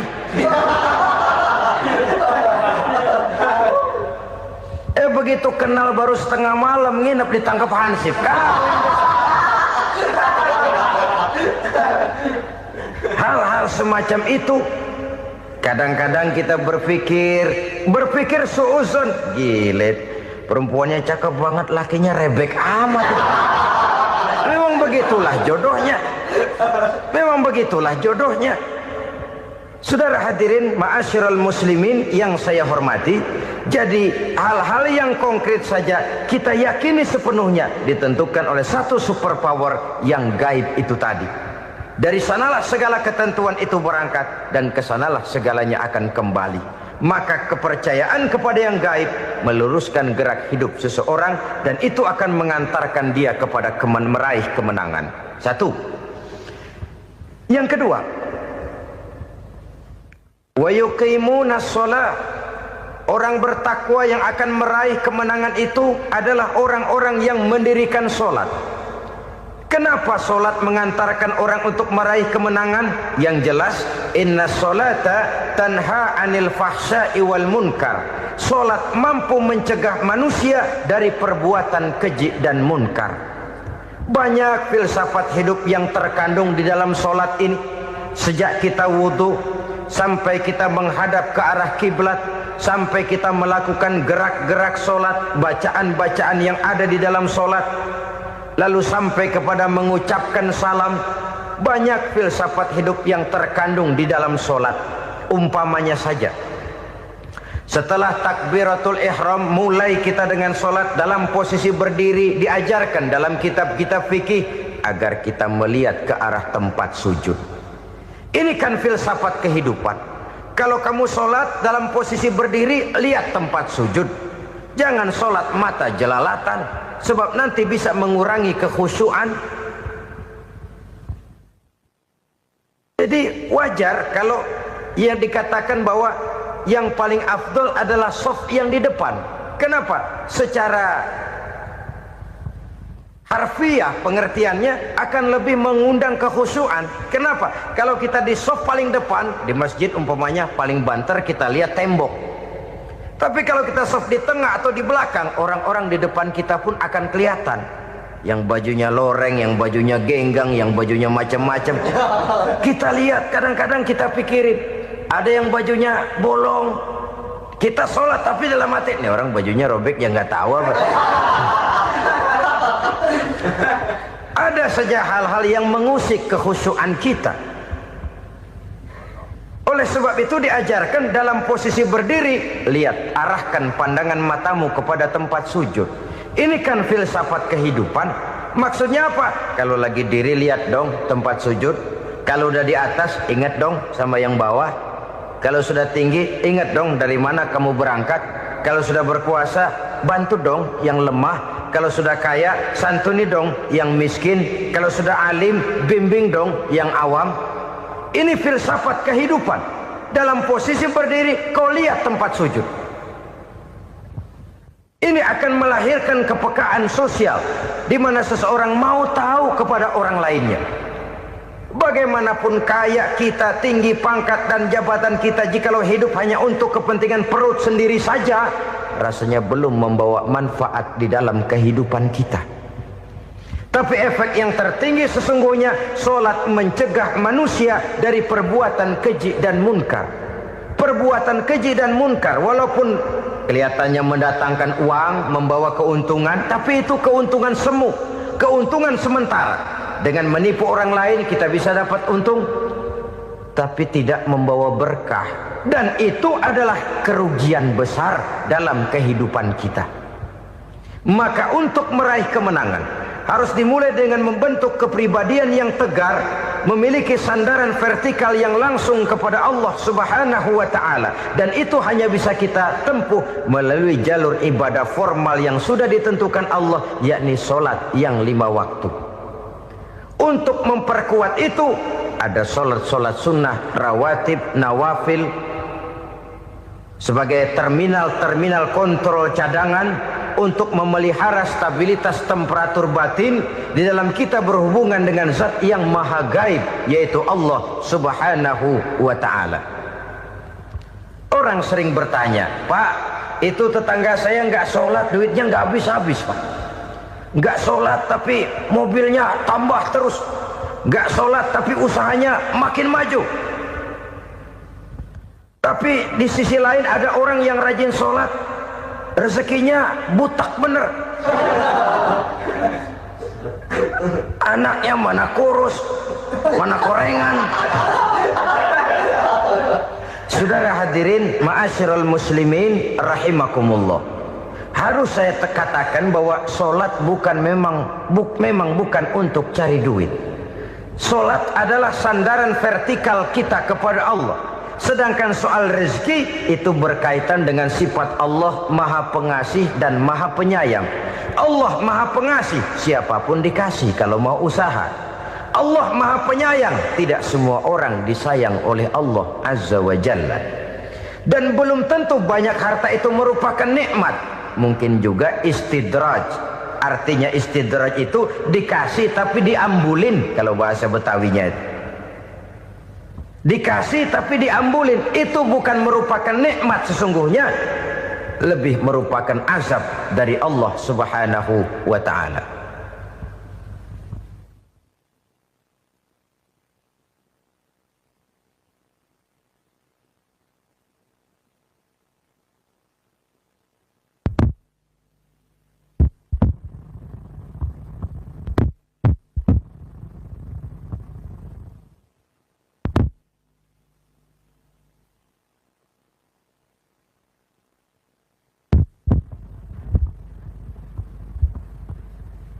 Agama mempunyai sistem sholat, dan kita umat Islam telah dituntun oleh Allah Subhanahu wa ta'ala yang wajibnya 5 kali dalam sehari semalam mendirikan solat, dan itu tentu berada dalam jangkauan kemampuan manusia. Pada awalnya barangkali kita memang merasa solat itu satu kewajiban, tapi semakin kita hayati makna, manfaat dan filsafat yang terkandung di dalam ajaran solat, semakin sampai kita kepada keyakinan bahwa solat adalah keperluan kita. Sehingga pada waktu tertentu dinilai puncaknya, kita tidak lagi akan berkata saya wajib solat, tapi kita akan berkata saya perlu solat. Kalau kita sudah merasakan itu adalah keperluan kita, nah di sanalah kita baru akan merasakan ruginya kalau hal itu tidak kita laksanakan. Sepanjang kita masih berkata saya wajib sholat, kita akan lebih merasakan dia sebagai beban ketimbang sebagai keperluan. Yang jelas Allah tidak memerlukan ibadah yang kita laksanakan ini. Dengan kata lain, andai kata satu dunia penuh ini orang tidak ada yang sholat satu pun, Allah tidak akan turun dari jabatan Tuhan. Jangan lalu berpikir kalau kita ngambek se-RW kagak sembahyang Tuhan tekor kali ini ya. Tentu tidak. Itu perlunya kita, bukan perlunya Allah. Dan pada induknya kita akan berkata saya perlu agama. Kalau secara induk kita sudah memerlukan agama, maka konsep-konsep yang ada di dalam ajaran agama itu pun adalah juga merupakan keperluan kita. Baik dia bernama sholat, baik dia bernama puasa, baik dia bernama zakat, baik dia bernama haji, seluruhnya adalah keperluan kita. Dan sesuatu yang kita perlukan apabila tidak kita laksanakan akan melahirkan kerugian di dalam kehidupan. Jangan heran kalau kita membaca riwayat perjalanan hidup para salafus soleh, orang-orang soleh. Ada yang tahajud sampai 100 rakaat, ada yang sholat malam kakinya sampai bengkak. Kita sekalinya bengkak biri-biri. Ada yang sholat membaca surah dalam Al-Quran sampai khotam Quran. Kok mau? Mereka sudah merasakan itu keperluan. Itu saja soalnya. Satu saat pun jikalau kita merasa bahwa itu keperluan saya, kita pun akan melaksanakan seperti itu. Keperluan saya dalam kehidupan. Inilah yang kedua. Yang ketiga, orang bertakwa yang akan meraih kemenangan itu, wa mimma razaqnahum yunfikun.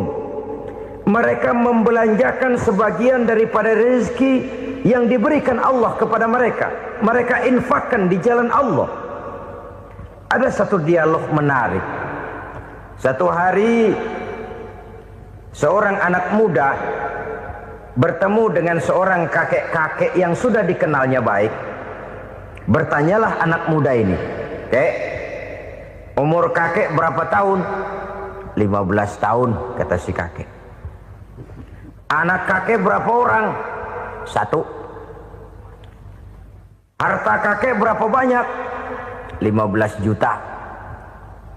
Si anak muda ini bengong, lalu protes, "Kok kakek bohongin saya?" "Kenapa?" "Saya tahu umur kakek 70 tahun. Kenapa ngaku 15? Saya tahu anak kakek 5. Kenapa bilang 1? Saya tahu kakek miliuner, miliaran uang kakek. Kenapa ngaku cuma 15 juta? Begini, kata si kakek tadi. Benar, umur saya 70 tahun. Tapi dari umur yang 70 tahun itu baru 15 tahun terakhir ini saya merasakan ibadah kepada Allah. Meninggalkan maksiat, jauh dari segala macam munkarat. Maka yang 15 tahun inilah yang benar-benar saya rasakan sebagai umur saya. Benar anak saya 5, tapi yang 4 susah diatur. Cuman 1 rasanya nih yang bakal jadi si buah hati belahan jantung berlanjut cerita penerus sejarah. Cuma 1 ini yang saya harapkan, yang akan jadi anak soleh, yang akan membuat saya menerima pensiunan pahala. Kalau yang 4 apek dah, nggak ada harapan. Yang satu nyekek botol melulu. Oh begitu. Iya. Lalu kenapa kakek bilang harta kakek cuma 15 juta padahal saya tahu kakek uangnya miliaran, depositonya banyak? Ya karena 15 juta itulah yang saya ingat yang pernah saya belanjakan di jalan Allah. Saya merasa itulah harta saya yang sebenarnya. Yang miliaran yang saya simpan di bank kelak kalau satu saat saya mati akan jadi rebutan di antara anak-anak saya. Iya kalau anak saya soleh kayak yang satu ini. Kalau yang 4 tadi udah tulen dia bakal berantem dah berebut tuh. Jadi 15 juta yang saya belanjakan di jalan Allah inilah yang saya merasakan benar-benar harta saya yang sesungguhnya. Dialog ini patut menjadi bahan renungan kita bersama. Diberikan kita umur 40, 50, 60, 70, 80. Berapa tahun dari umur yang diberikan itu yang jalan mulus, yang kita gunakan untuk melaksanakan ibadah? Banyak harta kita simpan di bank, di lemari, di dompet, di tas. Tapi berapa yang sudah kita depositokan di jalan Allah yang akan menemani kita di hari kita kembali nanti? Maka orang bertakwa yang akan meraih kemenangan, wa mimma razaqnahum yunfikun, mereka membelanjakan sebagian dari rezeki yang diberikan Allah di jalan Allah Subhanahu wa ta'ala. Ma'asyiral muslimin rahimakumullah. Zahirnya memang kita memberikan kepada orang lain, tapi hakikatnya kita menyimpan untuk diri kita sendiri. Kita memberikan kepada yatim piatu 25.000. Zahirnya kita memberikan si yatim, hakikatnya kan kita cuma nyimpan. Saya berikan titip kepadamu, ini untuk saya di akhirat. Kau boleh belikan baju, kau boleh belikan untukmu makan, kau boleh bayarkan sekolahmu. Ini untuk saya. Hakikatnya kita nyumbang masjid 1 juta, zahirnya kita berikan kepada panitia masjid, tapi hakikatnya kan cuma titip 1 juta ya untuk saya di alam kubur nanti. Silahkan kau boleh belikan semen, ini uang, belikan besi, belikan pasir. Saya cuma sekedar titip untuk kepentingan saya. Hakikatnya kita cuma sekedar menitip. Sebagaimanapun pada hakikatnya, apapun yang kita miliki dalam kehidupan kan cuma sekedar hak guna pakai, bukan hak milik mutlak. Harta kita, rumah kita, kendaraan kita, kebun kita, pabrik kita, hak guna pakai saja. Hak milik mutlak cuma untuk Allah Subhanahu wa ta'ala. Saudara-saudara kaum muslimin rahimakumullah. Ini yang ketiga. Kemudian yang keempat, orang-orang bertakwa yang akan meraih kemenangan, allazina yu'minuna bima unzila ilaika. Mereka yang beriman, mereka yang percaya kepada apa yang telah diturunkan kepadamu Muhammad, ay Al-Quran, yakni Al-Quranul Karim. Setelah percaya kepada yang gaib, mendirikan solat, kemudian menginfakkan sebagian dari rezeki yang diberikan Allah, mereka juga lalu percaya kepada yang diturunkan terhadap Nabi, yaitu tidak lain Al-Quranul Karim. Sekali lagi di sini, percaya bukan hanya sekedar percaya saja, tetapi percaya lalu menjadikan Al-Quran itu sebagai pedoman hidup. Sebab memang Al-Quran itu adalah GBHM, garis-garis besar haluan muslim. Apa yang harus kita lakukan, apa yang harus tidak kita lakukan, bagaimana mestinya kita bertingkah laku dan berbuat, seluruhnya tercantum di dalam Al-Quranul Karim. Itu sebabnya ketika satu hari Aisyah ditanya bagaimana akhlak Rasul, beliau menjawab, kana Rasulullah sallallahu alaihi wasallam khuluquhul Quran. Akhlak daripada Rasulullah tidak lain adalah Al-Quran.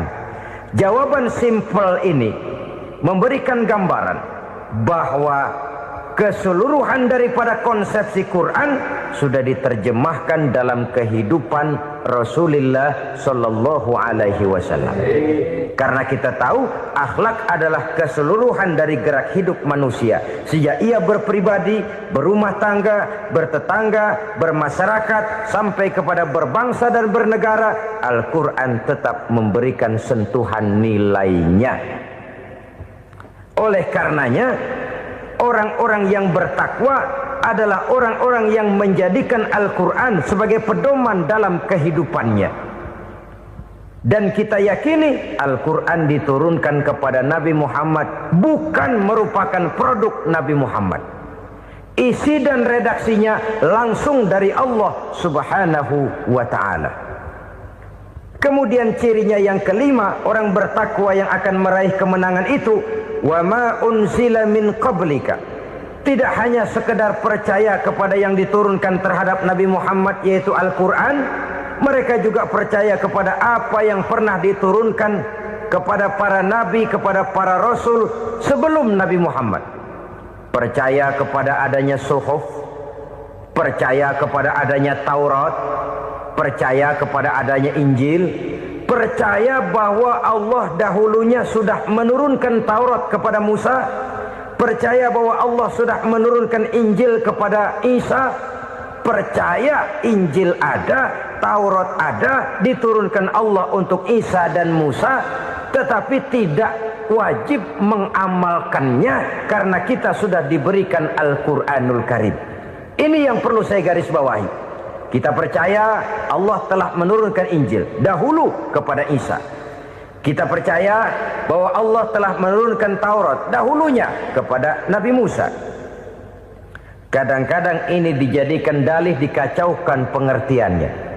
Quran saja mengajarkan bahwa orang yang bertakwa harus percaya kepada Injil, maka pakailah Injil. Apalagi kalau ayat sebelumnya ditilap, dihapus, dihilangkan, Injilnya yang ditekankan, maka akan terjadilah penekanan yang salah arah. Karena salah arah akhirnya bisa merusak dan menghancurkan akidah. Ketika Rasul suatu saat pernah ditanya orang, "Ya Rasul, bagaimana sikap kita sebagai muslim terhadap Injil yang ada sekarang?"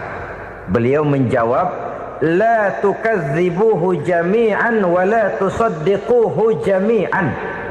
Jangan didustakan seluruhnya, jangan juga dibenarkan semuanya. Artinya, ini sudah merupakan gambaran dari Rasul bahwa dalam Injil yang ada sekarang masih ada ajaran-ajaran tauhid yang dibawa oleh Nabi Isa dan diajarkan kepada umatnya. Tapi juga dalam Injil yang sekarang ini sudah terkena intervensi dan investasi manusiawi.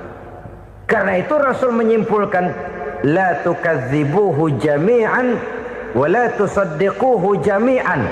Jangan didustakan semua, jangan dibenarkan seluruhnya.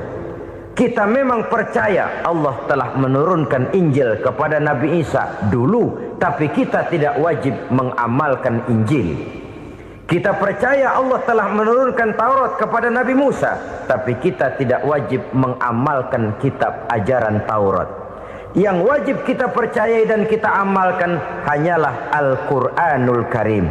Kenapa? Oleh karena baik yang ada di dalam Taurat, baik yang ada di dalam Injil, tentu tercakup di dalam Al-Quran sebagai kitab terakhir yang diturunkan oleh Allah Subhanahu wa ta'ala. Dan itu wajar. Kalau seorang pejabat mau mengeluarkan satu keputusan baru, tentu dia harus meninjau keputusan-keputusan lama. Andai kata dianggap tidak berlaku, dianggap tidak relevan lagi, maka keputusan-keputusan lama itu tentu sudah dianggap tidak berlaku. Sebagian daripada aturan-aturan dalam keputusan lama yang masih dianggap relevan tercantum dalam keputusan baru yang wajib diamalkan. Begitulah hubungannya antara Al-Quran, Taurat, Zabur, dan Injil. 4 kitab samawi yang diturunkan Allah masing-masing kepada Zabur untuk Nabi Daud, Taurat untuk Nabi Musa, dan Injil untuk Nabi Isa alaihi wassalatu wassalam. Ketiga-tiga kitab itu kita percayai adanya, Kita yakini Allah telah menurunkan Zabur, Taurat dan Injil, tapi kita tidak wajib mengamalkannya. Yang wajib kita mengamalkannya sekarang ini tidak lain hanyalah Al-Quranul Karim saja, karena ia mencakup apa yang ada di dalam Zabur, apa yang ada di dalam Taurat, dan apa yang ada di dalam Injil. Keotentikannya bisa dipertanggungjawabkan. Ya, tapi kan Nabi Muhammad sudah mati 14 abad yang lalu, dan di zaman beliau Al-Quran kan belum dikodifikasikan, belum ditulis. Bagaimana keotentikannya bisa dipertanggungjawabkan? Mudah saja. Allah berjanji, inna nahnu nazzalna dzikra wa inna lahu lahafizun. Kami yang menurunkan Al-Quran dan kami yang akan menjaga dan memeliharanya. Allah turunkan Quran, Allah menjaganya. Bagaimana cara Allah menjaga Al-Quran itu? Banyaknya orang-orang yang hafaz Al-Quran. Hafaz Al-Quran 30 juz, 114 surah, 6.666 ayat.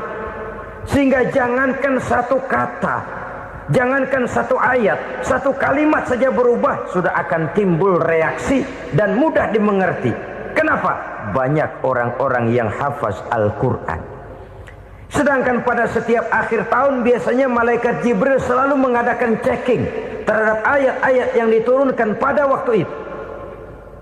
Di zaman Nabi sendiri sudah ada usaha kodifikasi.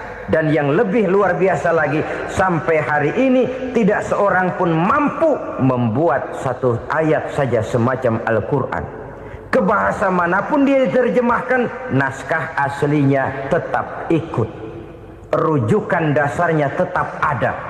Berdasarkan itu, maka tidak mungkin terjadi penyelewengan terhadap atau pemalsuan terhadap ayat-ayat Al-Quranul Karim. Kesuciannya, keotentikannya, kemurniannya bisa dipertanggungjawabkan.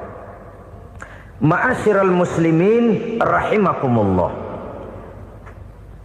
Oleh karenanya, konsepsi dasar daripada ajaran Islam ini memang tidak lain adalah Al-Quran dan Sunnah. Isi daripada agama Islam yang merupakan iman, Islam dan ihsan, konsepsi dasarnya tidak lain adalah Al-Quran dan Sunnah Rasulullah Sallallahu Alaihi Wasallam. Maka yang kita perlukan sekarang ini adalah terjemahan Al-Quran di dalam kehidupan kita. Dengan demikian, maka gaya kehidupan yang lebih Qurani itulah yang kita dambakan. Kita perlu memang terjemahan Quran dalam bahasa Inggris, dalam bahasa Belanda, dalam bahasa Jepang, tapi yang lebih kita perlukan adalah terjemahan Quran di dalam kehidupan kita. Konsekuen, tidak memanipulasi, ringan sama kita jinjing, berat sama kita pikul. Jangan kalau lempengan ayat Quran tuh kira-kira enak diamalin, keras teriakan kita. Giliran kira-kira ayat Quran itu mukul kepala kita sendiri, diam kita. Itu ciri yang pernah disindir Allah dalam awal-awal Baqarah juga. Ciri beragamanya orang yang munafik. Kullama adha'a lahum masyawfi, kata Allah. Wa iza azlama alaihim qamu. Apabila terang mereka jalan, apabila gelap mereka berhenti. Artinya, kalau kira-kira di Islam nguntungin, rame-rame pada teriak Islam. Tapi ketika diminta untuk berjuang, ketika dituntut untuk berkorban, rame-rame mengundurkan diri. Nasib agama tidak ubahnya seperti daun pisang yang dikait orang di tepi jalan lantaran tak berpayung di ketika hari hujan. Manakala hujan usailah sudah, daun itu pun dicampakkan di tepi jalan, diinjak pula orang nan lalu. Artinya, orang menjadikan agama cuma sebagai lipstick, decoration only, tidak konsekuen. Hanya pada saat-saat kelihatannya Islam membawa keuntungan, rame-rame orang teriak-teriak tentang Islam. Tapi jikalau diminta berjuang, jikalau dituntut untuk berkorban, biasanya rame-rame juga mengundurkan diri. Jangan heran kalau mayoritas hitungan kita, tapi minoritas peranan kita. Kuantitas kita dalam jumlah, tapi dalam kualitas kita lebih sering jadi penonton daripada jadi pemain. Padahal itu sangat tidak boleh terjadi. Umat Islam di Indonesia harus bangkit. Umat Islam di Indonesia harus sadar akan keberadaannya. Tidak boleh hanya jadi penonton berpangku tangan, karena memang agama kita juga mengajarkan untuk konsekuen di dalam menjabarkan ajaran-ajaran daripada agama kita. Kita sering jatuh menjadi umat yang lemah oleh karena kita ini tidak pandai menggalang kebersamaan yang diakibatkan tidak konsekuennya kita. Diistilahkan bahwa umat Islam di dalam menggalang kebersamaannya itu harus seperti orang main sepak bola. Saudara-saudara kan tahu orang main sepak bola itu. Orang main sepak bola, kalau pertandingan belum dimulai sih silakan saja kumpul di luar lapangan, atur strategi yang baik. Tapi kalau pertandingan sudah dimulai, turun ke lapangan hijau, jangan kumpul terus. Ada sepak bola gotong royong, mundur-mundur rame-rame, depan ke depan kumpul melulu mainnya. Kalah. Orang main sepak bola itu ya harus ada penyerang tengah, harus ada penjaga gawang, harus ada strikernya, harus ada kiri luarnya, kanan dalamnya yang jadi backnya.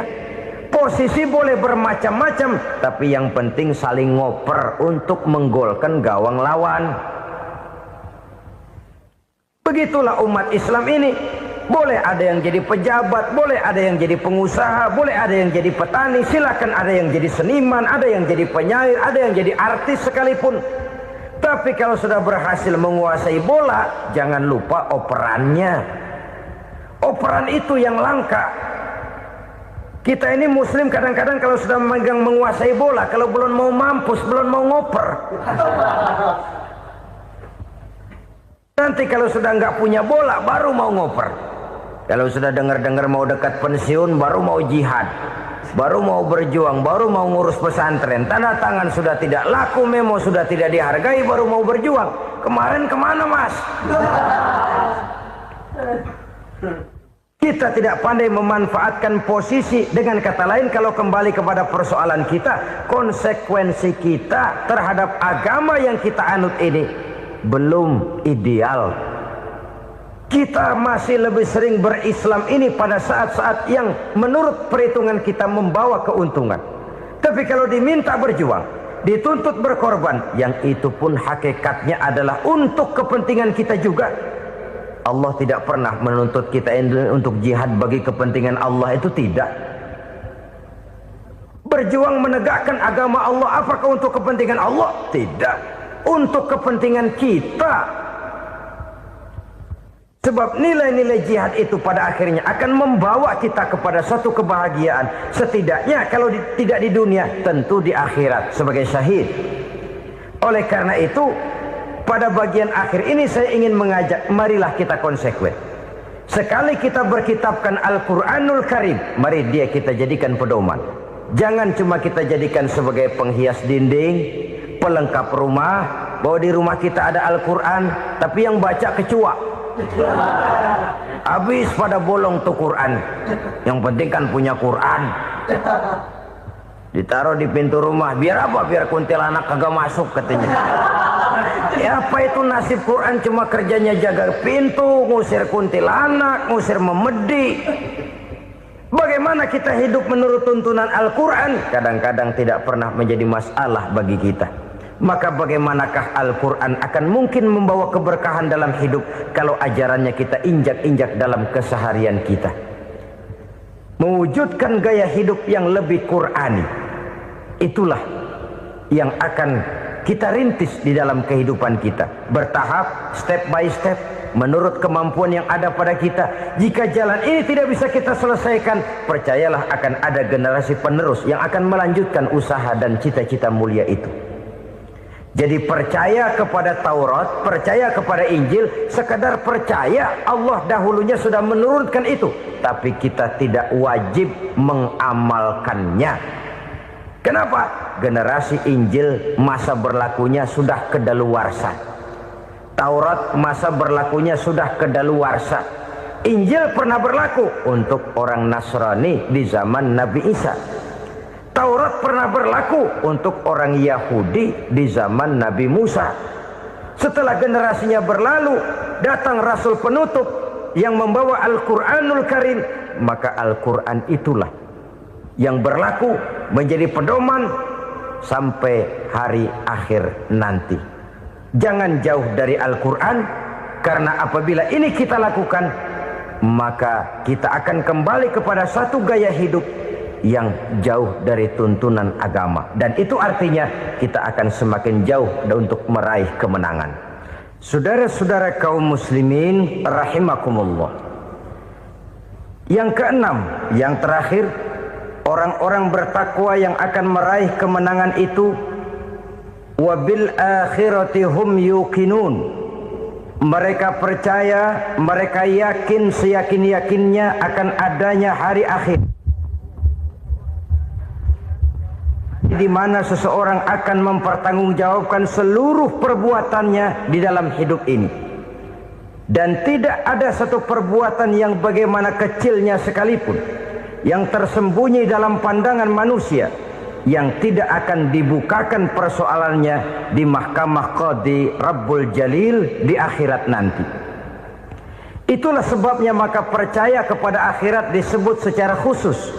Padahal di awal tadi sudah dijelaskan yu'minuna bil ghaib, percaya kepada alam gaib, dan alam gaib ini termasuk akhirat. Kenapa pada bagian akhir disebut lagi akhirat? Karena ternyata bahwa kepercayaan kepada adanya akhirat merupakan induk dari kepercayaan terhadap adanya malaikat, setan, jin dan lain sebagainya, dan akan lebih memberikan sugesti dalam kehidupan manusia untuk meluruskan gerak hidupnya. Jikalau satu saat tergerak hati akan berbuat kejahatan, ingin mencuri, sadarlah, awas ada akhirat. Sebab kalau kita cuma teriak awas ada polisi, itu cuma tertunda sementara, begitu polisi meleng embat. Kalau kita ingin berbuat jahat cuma berteriak awas ada hansip, cuma sementara ketika hansip itu ada. Tapi kalau ceritanya awas ada akhirat, mau menyeleweng awas ada akhirat, mau berjudi awas ada akhirat, mau mencuri awas ada akhirat. Keyakinan yang akan meluruskan gerak hidup manusia sehingga gerak itu jadi lebih terarah dan terkontrol, tidak merugikan baik diri sendiri, lebih-lebih orang lain. Ternyata bahwa kepercayaan kepadanya adanya hari akhirat sanggup menjadi sumber daya kontrol dari kehidupan manusia, sehingga ia tidak terjebak dalam perbuatan maksiat dan munkarat. Saudara-saudara kaum muslimin, inilah saja yang kita bicarakan pada pertemuan kali ini. Semoga Allah subhanahu wa ta'ala memberikan kekuatan zahir dan batin kepada kita untuk dapat meraih kemenangan dengan beriman kepada yang gaib, mendirikan solat, membelanjakan sebagian dari rezeki yang diberikan Allah, percaya kepada Al-Quran, beriman kepada kitab-kitab yang diturunkan sebelum Al-Quran, lalu meyakini adanya hari akhirat. Terima kasih atas segala perhatian, mohon maaf atas segala kekurangan. Usikum wa nafsi bitaqwallah. Wassalamualaikum warahmatullahi wabarakatuh. Waalaikumsalam.